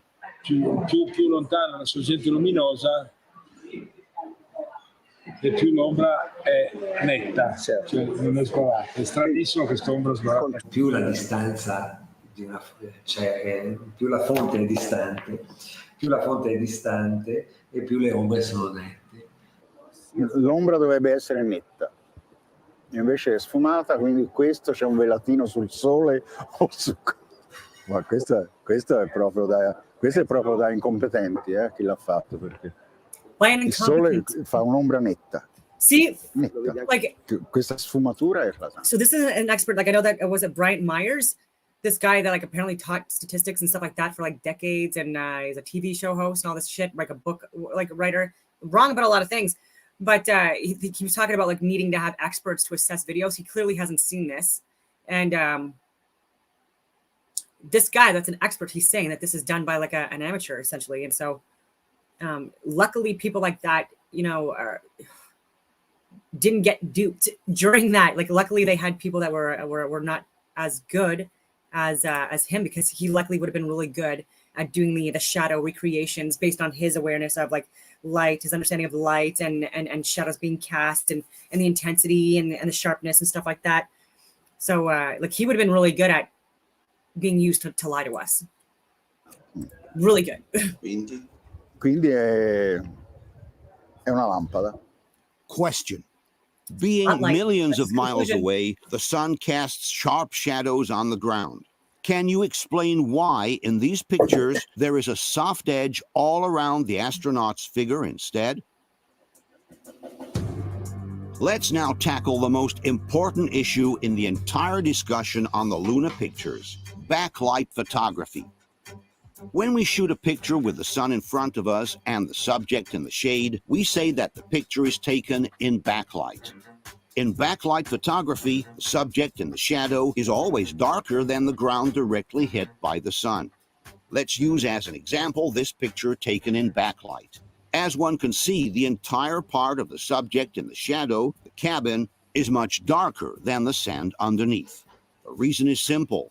The sand gets hit directly by the sunlight, while the cabin is lit only by the reflection of the sand, plus the diffusion caused by the atmosphere.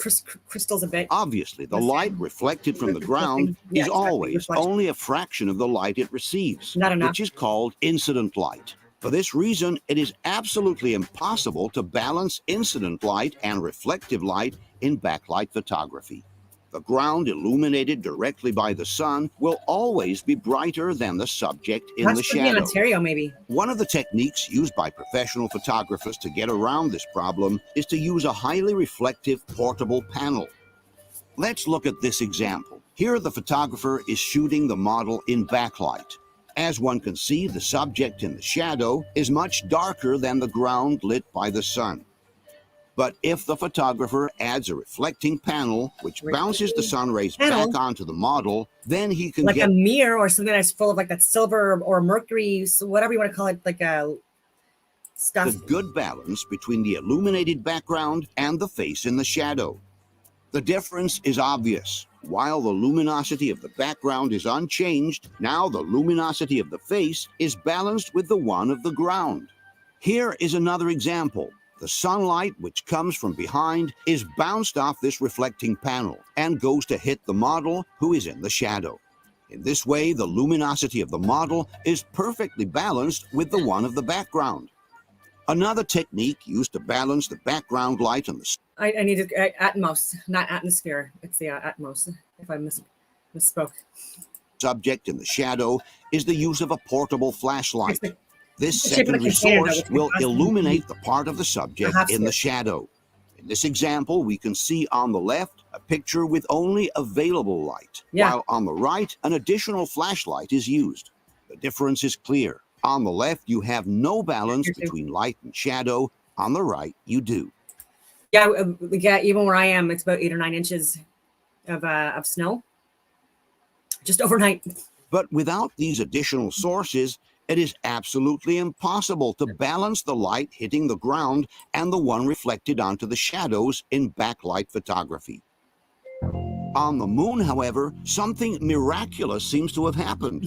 Despite the fact that the astronauts did not have any portable reflectors nor additional lights, there is a whole series of photographs taken in backlight in which the entire shadow area of the LEM appears perfectly illuminated. As we can see, the luminosity of the astronaut in the shadow is practically the same as that of the terrain in the background, which is hit directly by sunlight. Not only would this be impossible on Earth without the use of reflecting panels, but it is even more inexplicable on the Moon, where you don't even have the atmosphere as a secondary source of refraction. In other words, while on Earth we have both the ground and the atmosphere reflecting light onto the shadow part of the subject, on the Moon we only have the ground to do so, because the sky is completely black. And the lunar surface is known to have a very low reflectivity, as it can only reflect back about 8% of the light it receives. In fact, in this 1964 document, NASA wrote, "There is one characteristic associated with the near vacuum on the lunar surface, which may be extremely important to photography. There will be virtually no diffusion of light.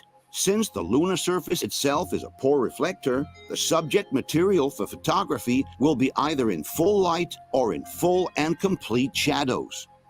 In other words, according to NASA itself, the shadow area of the LEM should have looked more or less like this. We have such an abundance of luminosity instead that even in the shadow area, we can clearly see all the smallest details. In this photo composition created by NASA by joining several pictures, we can see clearly how the sun is on the opposite side of the LEM. This being the only source of light, one wonders what could have lit the shadow area of the LEM so effectively. Despite not being professional photographers, some debunkers insist that the mere reflection of the sand would have been sufficient to illuminate the shadow area of the LEM. Conspiracy theorists are saying that the shot had to have been faked using a fill light. Personally, I think it's because the moon's surface is reflective. To prove their point, the Mythbusters conducted a small-scale experiment in which they tried to reproduce the pictures from the Apollo missions. All right, you ready? I'm set. All right, here we go. Taking the photo. Let's see. There it is. Oh, there you go. He's standing full on in the shadow, and you'd think you wouldn't be able to see him. He'd be dark, but he's not. He's bright as day. With a single light source with the surface of the same reflectivity as the moon, our astronaut is clearly visible, busting that myth. But the Mythbusters have made a gross mistake again.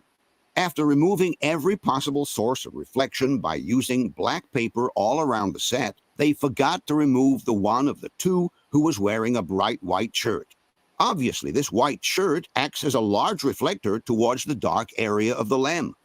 The same experiment, replicated by two Russian photographers, shows how important is the presence of a white garment reflecting light onto the astronaut. And that's why they're famous, because they're bozos. In any case, the problem is not simply to be able to see the astronaut in the shadows. As every photographer knows, all you need to do to see in the shadow is to open up the iris in your lens. The problem here was to balance the luminosity of the shadow area with the one of the ground, illuminated directly by the light source. And if we look more closely at the results, we will see that the Mythbusters were not able to balance the luminosity of the background with the one of the astronaut anyway.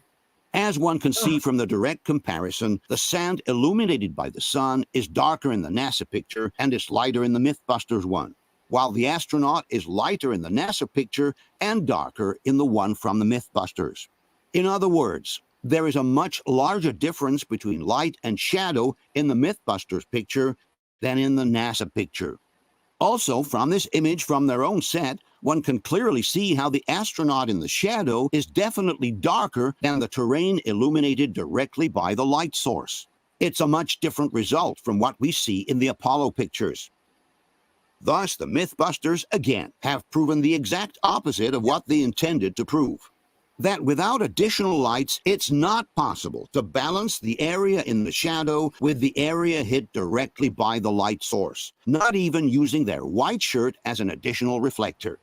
In any case, the idea that the sand is sufficient to illuminate the shadow area of the LEM can be easily refuted by using the same NASA pictures.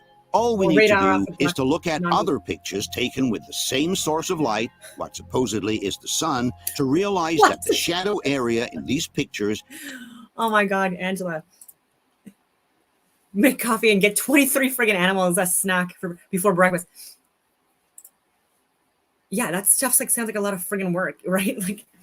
Like I'm sure you're not like, oh, I was misgendered. Well, I can't like feed my animals anymore. I'm too upset. It's like, what the fuck are you talking about?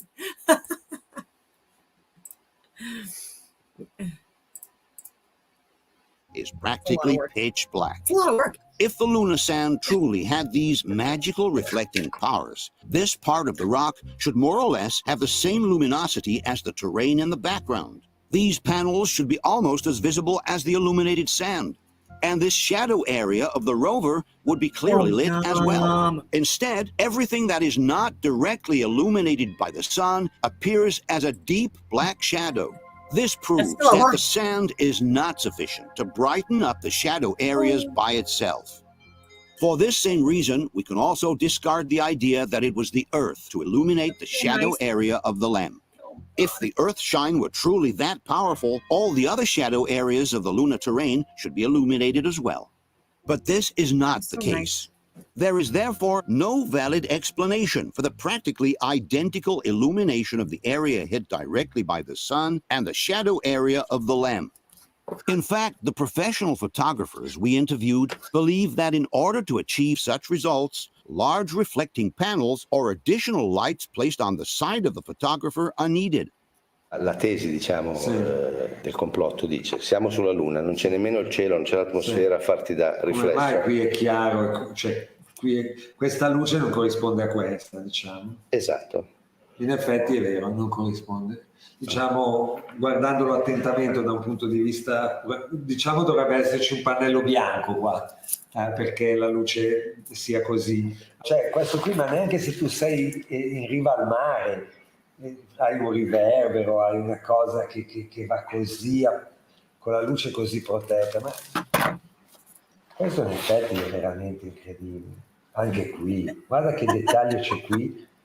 Cioè, dove c'è la luce è bene, dove c'è l'ombra non si vede un cazzo, c'è un buco nero.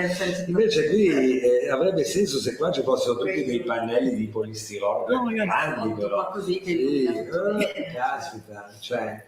È possibile avere, senza l'atmosfera che fa del riflesso, un controluce con esposizione quasi uguale qui e qui, in luce diretta e luce riflessa? Angela's not in a cult, so she doesn't get offense. She doesn't take offense to people like being like teasing and bugging, right? Like she didn't like pass out because like that was a hate crime, because she's not crazy. Insomma, un controluce così.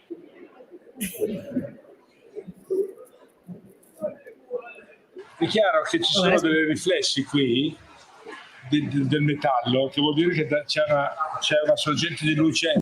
I will definitely say that I have people in my family who are vegan, or they were, and then because they legitimately had health issues, they ended up stopping it, but they don't eat a lot of meat. And me either. Well, I mean, depending on certain periods, right? Like I just had Easter, so there's a lot of leftovers that is meat, and so I am giving it for myself, like for my animals and stuff like that. And so it's more than usual. But like people like Gary Golding, he's from Naked and Afraid, like he's a friggin' warrior. Like, and he's like, his message and Naked and Afraid, that whole message was consume as little as possible, respect the land, live more off the land, and try not to try to live like with the animals within your environment and only kill if necessary. So even for me, when I was out, I was eating more like sea almonds and more like fruit, like way more in my diet and stuff like that. And only like even with the crawfish, it was only because like I was dropping a lot of weight and stuff like that, and so like the calories being burned and stuff like that. Like protein, for survival, it is, necessary in my humble opinion. I know there's a lot of arguments against it, and I respect those arguments. I do, and I think that if people consumed less meat or knew what happened to animals that they're friggin' eating, the people that are eating all these friggin' chicken wings and stuff like that in cities, like they're not seeing that the chickens that they're eating are living in fear. They're living like such shitty lives. They're in these little like coop things, or in cages, like stuck, and they're like being injected with steroids and hormones, and like all antibiotics and stuff like that. Like it's just so disgusting. And it's like they're taking 3 weeks to grow chickens, having shitty lives, which chickens should take months to grow. Like my sister has chickens. She has like she's free range. Like her chickens live a good life. And it's not easy, you know what I mean, when you're eating, when you have to give a life, you know what I mean, for your family to eat and stuff like that. And she like eats the eggs as well, but like she doesn't overconsume. And because like she does love animals, but like she does also like sacrifice animals for herself and the family, the extended family too, like the cousins as well, and the siblings and their kids. Yeah, it's just like if people knew more about that, or how hard it is to hunt, and not every hunt is successful, not even half the hunts are successful, and fishing can be hard too. If like people understood how hard it is to actually get animals to eat, then they would also eat less, I think. And so so Gary Golding, I would recommend looking at his stuff on social media, and he and it's about eating everything and using the animal and every part of the animal for clothing, for materials, like consuming like parts of the animal that people don't usually consider eating. Like he eats the eyeballs and this, like the balls and like all of that stuff, the brains. He's not like, he's a healthy body weight. In fact, he's lean. He's lean but healthy, and he doesn't eat, like he doesn't overconsume anything. Dalla parte di chi fotografa. Lo vedo soprattutto nei riflessi qui, no? Che da questa parte qui c'è una sorgente di luce. No, non c'è l'area da sole. Non c'è questa, per esempio, tutto questo c'è un'area da lampada di studio. And eating organic fruits and vegetables, especially, like I'm a total advocate for that. Like that's most of my diet is that, or I try to aim for that to be. And as soon as I'm able to start planting, well, now I have like friggin' like 10 inches of friggin' snow. But like once this all melts, like next month, I'm gonna start planting gardens again. And I'm gonna do like on the deck and inside as well. I'm gonna do the gardens, but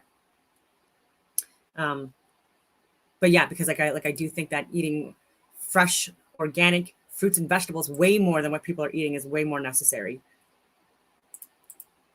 Not the stuff that's full of chemicals. Qui c'è questa luce sulla scala, per esempio, da dove viene? Quello che mi impressiona è che il sole, un controluce così, in più riesco a vedere i dettagli di questo riflesso su questo oro. Da dove viene? Perché qui il cielo è nero. Il cielo è nero, non c'è. L'unica riflessione è la sabbia, però dovrebbe essere molto più luminosa sotto e non sopra. Questo riflesso sopra qui da dove viene? A meno che abbiamo proprio dei grandi riflettori, ma non credo, insomma. La luce viene da dietro al modulo, no?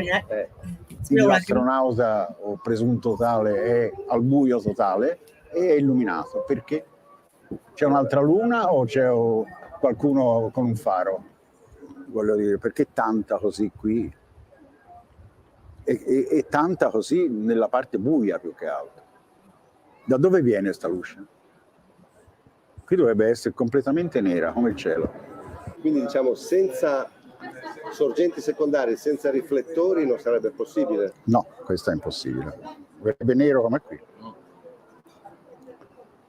E poi guarda, si vede anche la scaletta è di metallo, no? E c'è un riflesso di una luce, vedi? Questa riga bianca è il riflesso di una luce. Quindi da questa parte c'è una luce. The main problem here is backlight. On the moon you have no sky behind you to refract the light, and you only have the sand. They did not have any artificial illumination. They do not have any reflectors or any flashes, just a camera, which was Hasselblad with the 60 millimeters and the Ektachrome from the good old days. I was feeling, if this is happening, where is this coming from? And if I was already thinking when I saw the first picture that it steps down here. If you step down in a light like this, you will never have that reflection like this, even if it comes from here. Yeah. Huh? Yes. It's totally strange light. Here too, you have you can see they have almost the same luminosity in the front and the back. Now, my experience tells me you have at least 2 stops difference when you turn around in backlight, and that's when you have the atmosphere. Yeah, but that is totally lit with the reflector, no? You tell me. That's the whole discussion. I would say that is totally. I don't want to get into it's fake or or the moon landing was fake, but these pictures are fake. No? That's, I think, I would say 100% sure. Okay. Because all this cannot exist that way. So if you ask me as a photographer, yes, I am. I have to say this cannot be on any moon or something with one single light. The sun left light is totally. If you see that, I mean that's a movie light, no? Because you have the source here that should be all black.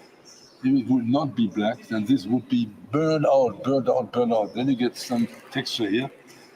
But like this is absolutely impossible. Absolutely impossible. Oh, what happened there? That's supposed to be the sun. Does that look like the sun to you? If this is the sun and the only light, and this is how whatever reflects, which is ridiculous because nothing can reflect this, then this would be so burned out and bleached out not to get any structure here. Yeah. That's my... same as the others have said the same thing. That would be unbelievable. If this is the sun, and there must something be here, because that would be just black. So what is it? Yes. Yeah, this is impossible without reflectors. That is really impossible without reflectors. Okay. With this comment, Tarimbert well summarizes the professional's opinion. Le foto avrebbero dovuto essere state fatte sulla Luna portandosi un'attrezzatura da studio. Non so se questo ha molto senso. Se qua ci fossero dei grandi pannelli bianchi, diciamo, deve essere proprio tutto un set con tutto ben riflesso, diciamo. And maybe it's not a coincidence that on the set of the IMAX film, large reflecting panels were used right behind the LEM in order to replicate the NASA pictures. A source of light placed behind the lunar module and large reflecting panels used to bounce the light onto the dark area of the LEM. By using this technique, the luminosity in the shadow area is perfectly balanced with the one of the terrain illuminated directly by the source. Exactly like in the Apollo pictures. In 2014, the NVIDIA software company created a computer simulation, thanks to which they believed to have identified the source of light that could have brightened the shadow area of the LEM. In their opinion, it was the photographer's white suit, Neil Armstrong himself. There is a huge glowing bright white light. And as we analyzed that video a little more, we realized it's Neil Armstrong himself. The bright white space suit that he was wearing reflected all that sunlight off of him and back onto Buzz Aldrin.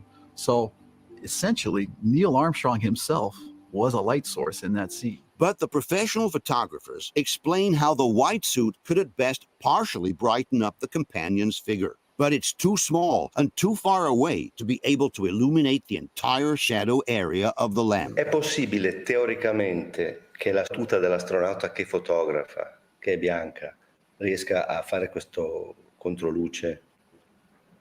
Perché è una possibilità che è stata... No, beh, allora il bianco fa, però a questa distanza è un po' distante. Cioè se fosse, diciamo, qui, allora sì, ma poi comunque farebbe, diciamo, illuminerebbe una parte molto più piccola.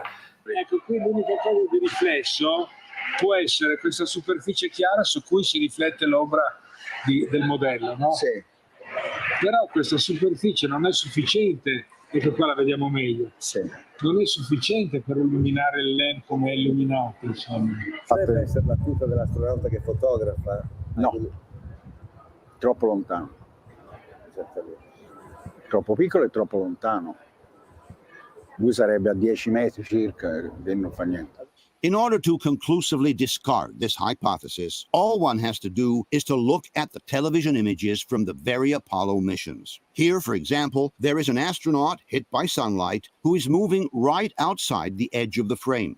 We can see how the reflection from his white suit partially brightens the underside of the rover, but does absolutely nothing to the LEM in the shadow, which is much larger and far away. Here, the same astronaut enters the field of view from the right. And again, the light he reflects goes to partially brighten the underside of the rover, but it has no effect whatsoever on the darkened mass of the lunar module. And finally, there is another detail suggesting the use of a secondary source of light, either a reflecting panel or a small flashlight. And it's this shiny glare repeatedly appearing on the heels of the astronauts' boots. Qui c'è una luce. La sabbia che c'è No, intorno? no, no. No, questa è puntiforme, vedi, è piccola. Anche questo, di nuovo, stesso problema. C'è questo dettaglio dentro quest'ombra nera praticamente impossibile. Tecnicamente impossibile. No, appunto, il dettaglio sulle scarpe, il dettaglio sul metallo. Qui, indubbiamente, questa riflessione vuol dire che c'è una sorgente di luce dalla parte di chi fotografo, mentre in realtà il sole è dietro, a questo è il controluce. Forse è un flash, no? No? Potrebbe. No, se io avessi usato un flash a me veniva così. Sì, appunto, forse un flash, perché no? C'è un'area da flash, un piccolo flash sulla macchina fotografica. The same here. And it's true, you see them in the shoes, you see the reflectors. No? You do? Can you show me again? Where does this light come from? In the shoes, you have that shine. So here the shoes. See, that's the shoes as well, see? Right. That's, yeah. Could that be a flashlight? Flashlight or reflector or anything, no? Yeah. Given NASA's statement that since the lunar surface itself is a poor reflector, the subject material for photography will be either in full light or in full and complete shadows, can you explain why the side of the LEM in the shadow is brightly illuminated instead? As we have just shown, the reflection from the sand is not sufficient to brighten up the parts in the shadow of the lunar landscape, and the astronaut's suit is too small and too far away to brighten up the dark side of the LEM. Can you then explain what source of light has managed to illuminate so clearly the dark side of the lunar module? Given that the lunar soil reflects only 8% of the light it receives, how is it possible that the shadow area of the LEM, which is lit only by reflected light, has a similar luminosity to the terrain hit directly by the sun? Given that not even the Mythbusters, with their experiment, have managed to balance the reflected light with the one hitting the terrain, can you explain how that could have happened with several of the Apollo pictures? Given that the professional photographers we interviewed have stated that these pictures would not have been possible without the aid of reflecting panels and additional lighting, can you explain how they could have been taken by the astronauts on the moon, who didn't have any reflecting panels nor additional lighting? Faced with this apparent falsification of the lunar pictures, several people have suggested an extreme possibility, that man did making everything from scratch. Like, I have so much respect for people that do that because it's so much time and effort. Like with my, even with my upbringing and stuff like that, that's what the women did and do more. And it's even me baking bread like that like just to get bread to rise, it takes a couple of hours. Yeah. Go to the moon, but the pictures were later reshot here on Earth because for some reason they had not turned out properly the first time around. But this is not possible for at least two reasons. First of all, the use of studio lighting is evident in all the different missions, from Apollo 11 to Apollo 17. One would have to explain what exactly the photographic problem was that would have forced NASA to reshoot all these pictures in a studio for 6 missions out of 6. Secondly, anyone can verify how the photographs and the television pictures match each other perfectly, in that every single detail present in the television pictures is also present in the photographs. This means that both the pictures and the television images were shot at the same time and in the same place. In other words, the set is the same for the pictures and for the TV images. And since the television images have always been broadcast live, this means that also the photographs must have been taken at the same time and not later. Or possibly before, if the television scenes were pre-recorded in a studio, but certainly not after the date of the live broadcast. Sourdough bread is so good and it's so healthy for you. Oh my God, I could even talk about that too. I love making biscuits as well. And biscuits, I can make in like less than 20 minutes for sure. That's from start to finish. That's prep and cook like in the oven, a batch, but it's so good. Even bread though, it's so worth it to have friggin' fresh bread with just a couple of friggin' ingredients. When you look at the bread that you get at the store nowadays, there's 10,000 chemical ingredients in it, right? And so for people that take the time and the effort to make bread, like there's a lot of love being put in that as well, I think. And when you put love into things that you make as well, like I feel like that's also like manifesting love. And when you give it to people that you love, then they're getting the impacts of the love. And then it's like a big, anyway, so yeah, I pickled my own, I had cucumbers last year. So I put them all in, I pickled and they turned out pretty good. And beets as well. And I'm going to do the same thing this year. I friggin' love beets, pickled beets, just friggin' good. Oh my God. And chow, which is just like a series of like vegetables like mixed together in some kind of a concoction. And it's really friggin' good though, like to have, we call it chow, but like with traditional Canadian meals, like for us, it's like mashed potatoes and carrots and turnips. And you're obviously like mixing in like, salt, and butter and milk or whatever, depending on what your preferences are for flavor and taste and how you prepare it. And then the traditional like roasts or turkeys or wild game, like that's very common. Like that's how I was raised too, like where moose meat, deer meat, or even like making pepperoni and stuff like that, and sausages, like different flavor sausages that you can make with a different. Anyway, going on all these tangents. Talking about moon landings, and the guy, I wanted to be clear as well, like because this is almost over. Massimo. He's not a flat earther, or at least when he did this film, he was most definitely not a flat earther, and he made it very apparent that he didn't want flat earthers to use this footage to debunk flat Earth. And so he is right that by him proving that the moon landings were fake, or like giving strong evidence, it doesn't mean that the Earth is not a globe, right? Like these are all it's independent of each other. So he's right in that it doesn't debunk the globe Earth, right? It just gives more compelling evidence of lies that certain organizations have put in place to make it where you should be looking further into everything else that they've had their hands in, right? If they're lying about something this big, what else are they lying about? At this point, we are left with only one consideration to make. If it's true, like all this evidence seems to suggest, that someone at NASA decided to fake the lunar landings, they would have certainly needed to convince the astronauts to play their role all the way through to the end.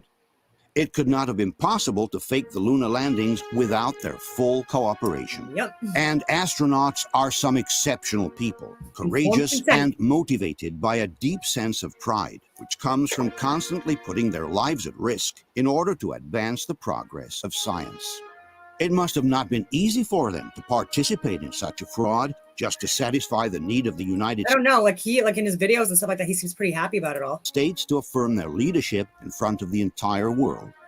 Let's then take a closer look at the story of the three most famous astronauts of all, Armstrong, Aldrin, and Collins, the historical crew of Apollo 11. On July 24, 1969, astronauts Neil Armstrong, Buzz Aldrin, and Michael Collins triumphantly returned from the most important mission ever accomplished in human history. They have just been on the moon. They are the first human beings to have ever visited another celestial body and to have safely returned from it. On the recovery ship, they are welcomed by President Nixon in person.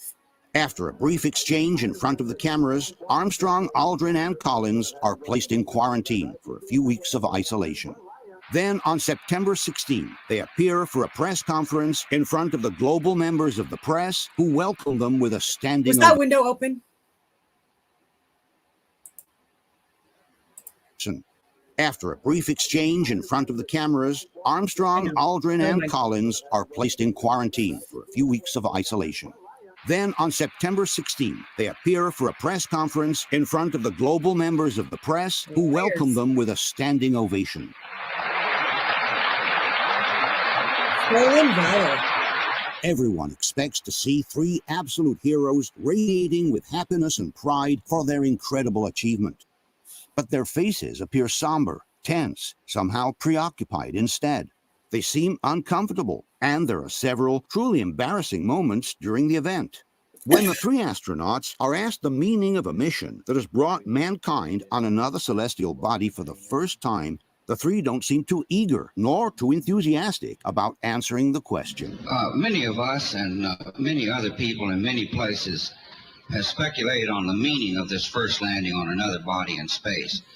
Would each of you give us your estimate of what is the meaning of this to all of us?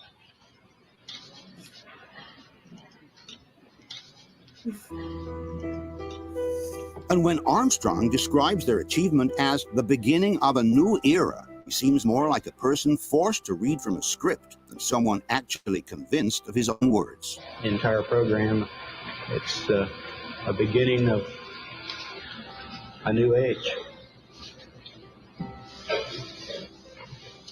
Possibly the most embarrassing moment of all comes when the famous astronomer and journalist Sir Patrick Moore asks the astronauts whether they could see stars from the moon. When you looked up at the sky, could you actually see the stars and the solar corona in spite of the glare? But not one of them, surprisingly, remembers having seen a single star by the naked eye. We were never able to see stars from the lunar surface or on the daylight side of the moon by eye without looking through the optics. Even Collins, who was left orbiting the moon while the other two descended on the surface, does not remember seeing a single star. I don't remember seeing any.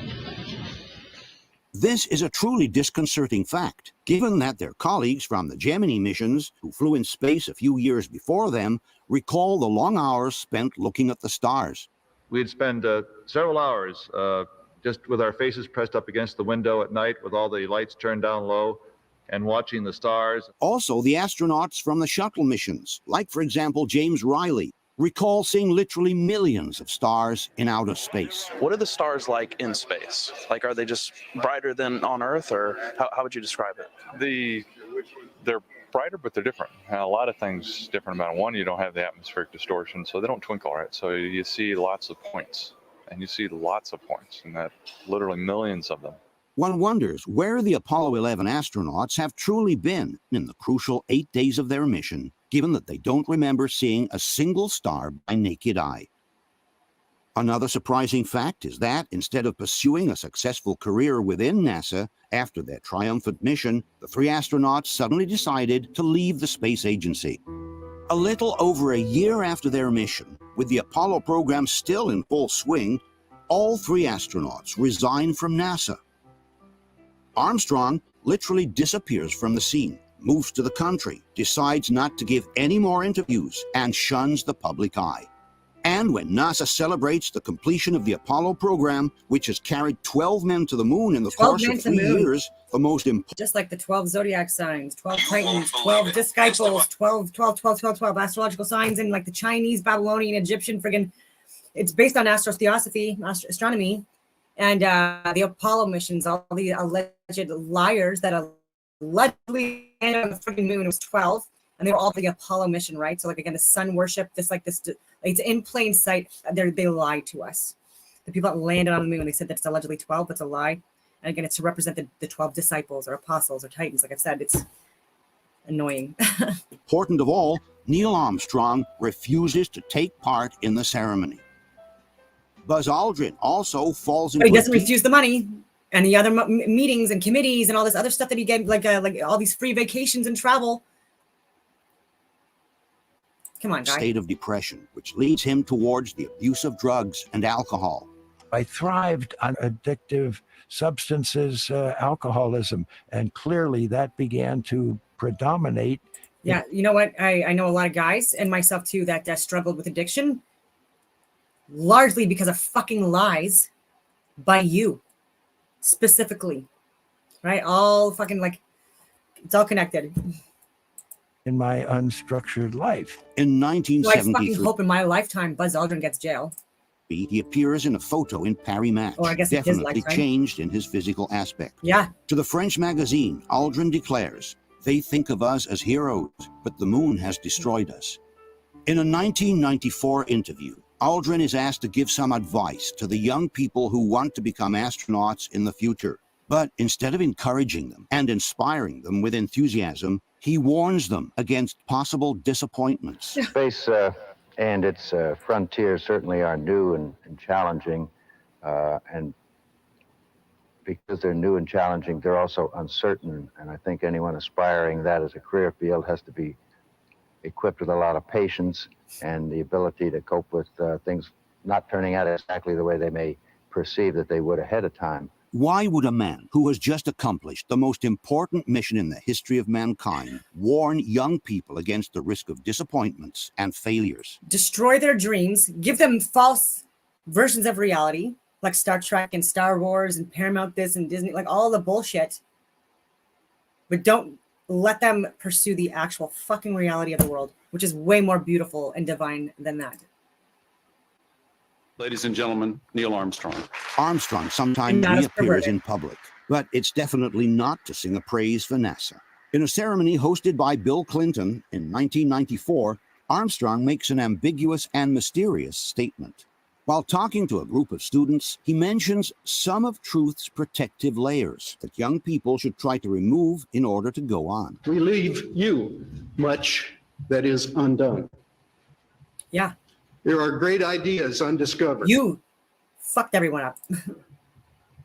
Breakthroughs available to those who can remove one of truth's protective layers.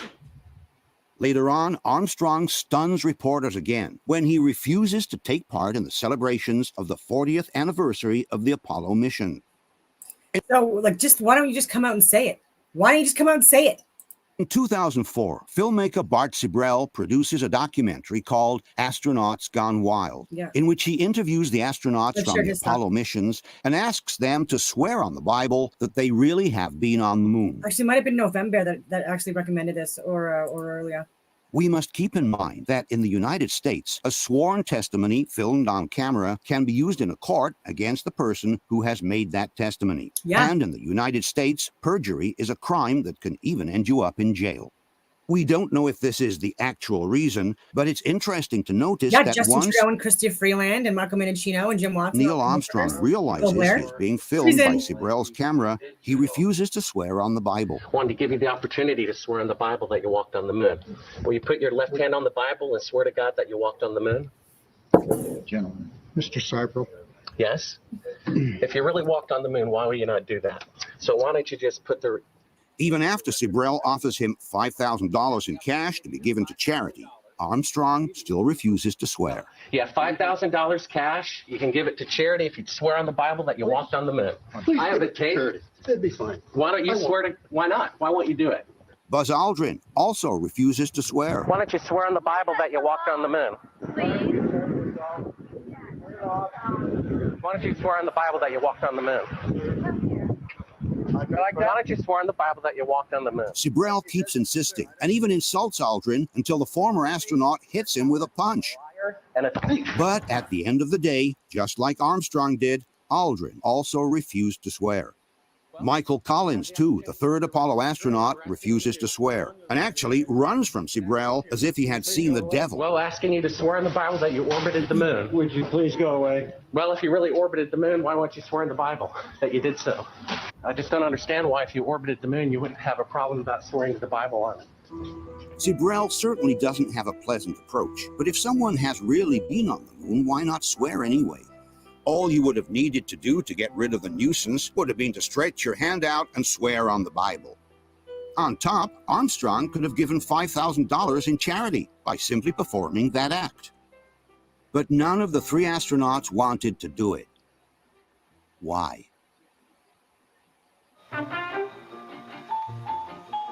Okay, Gus, that's enough. Take it away.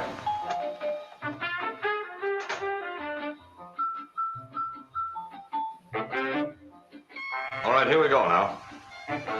Hold it. Come on, smile. That's fine. Hold it. Steady. Hey, wait a minute. Wait a minute. Where's the moon? I was just, I have a meeting in like 20 minutes or so. It's someone that, no, I can't say what he does for a living. It's coffee. And I'm going to go over a whiteboard. And he might need to fucking sit down or smoke a fucking joint to that, you know. but it's necessary. So anyway, on that note, I will leave it at that. I was going to talk about Jaron and get into his video because he spanks Globe Earth again. So take a look at his work. Actually, maybe I'll share the link so you can see it for yourself. I'll put it in YouTube and Rumble because I was cleaning a little bit back and forth through this video too, but so this is the video. I'm just going to copy it again and paste it into Rumble. And I was going to show stuff on InfoWars too. I'll talk tomorrow about the eclipse and the fact that there's been eclipse seasons now forever, since the dawn of time. I like saying that. And so like usually during the April and October time frame, usually it's like within like a couple of weeks of the equinoxes, the fall or the spring, there's usually like the eclipse season. It's just because of where the sun and the moon are setting, rising, like as we're perceiving it. It's just like even the moon, for example, you can't see it now because we are completely overcast, but it's how we're seeing it come into view as it's coming closer to us. It's we're seeing it more in the east southeast. I don't even know if that's word. East southeast, and so it's like in between east and south. Like that's where the moon has been like rising in the northern hemisphere, and anyway. And so that's why there's these eclipse seasons, because this is stuff and movements of the luminaries, the wandering stars, that it happens regularly, just like the sun's path and the moon's path. Even Venus and Saturn and the other constellations, they follow a sacred design, shape, motion, whatever you want to call it, within the firmament. So anyway, this is Jaron's friggin' show. He posted this a day ago. It's planes and ships in the south show we are being lied to. Great evidence of a global lie. And yeah, it was a really good video. So I hope that you like, share, and subscribe to his work. And I'll be doing more debates on his show as soon as that it gets lined up. And so I hope that everyone has a wonderful rest of your day.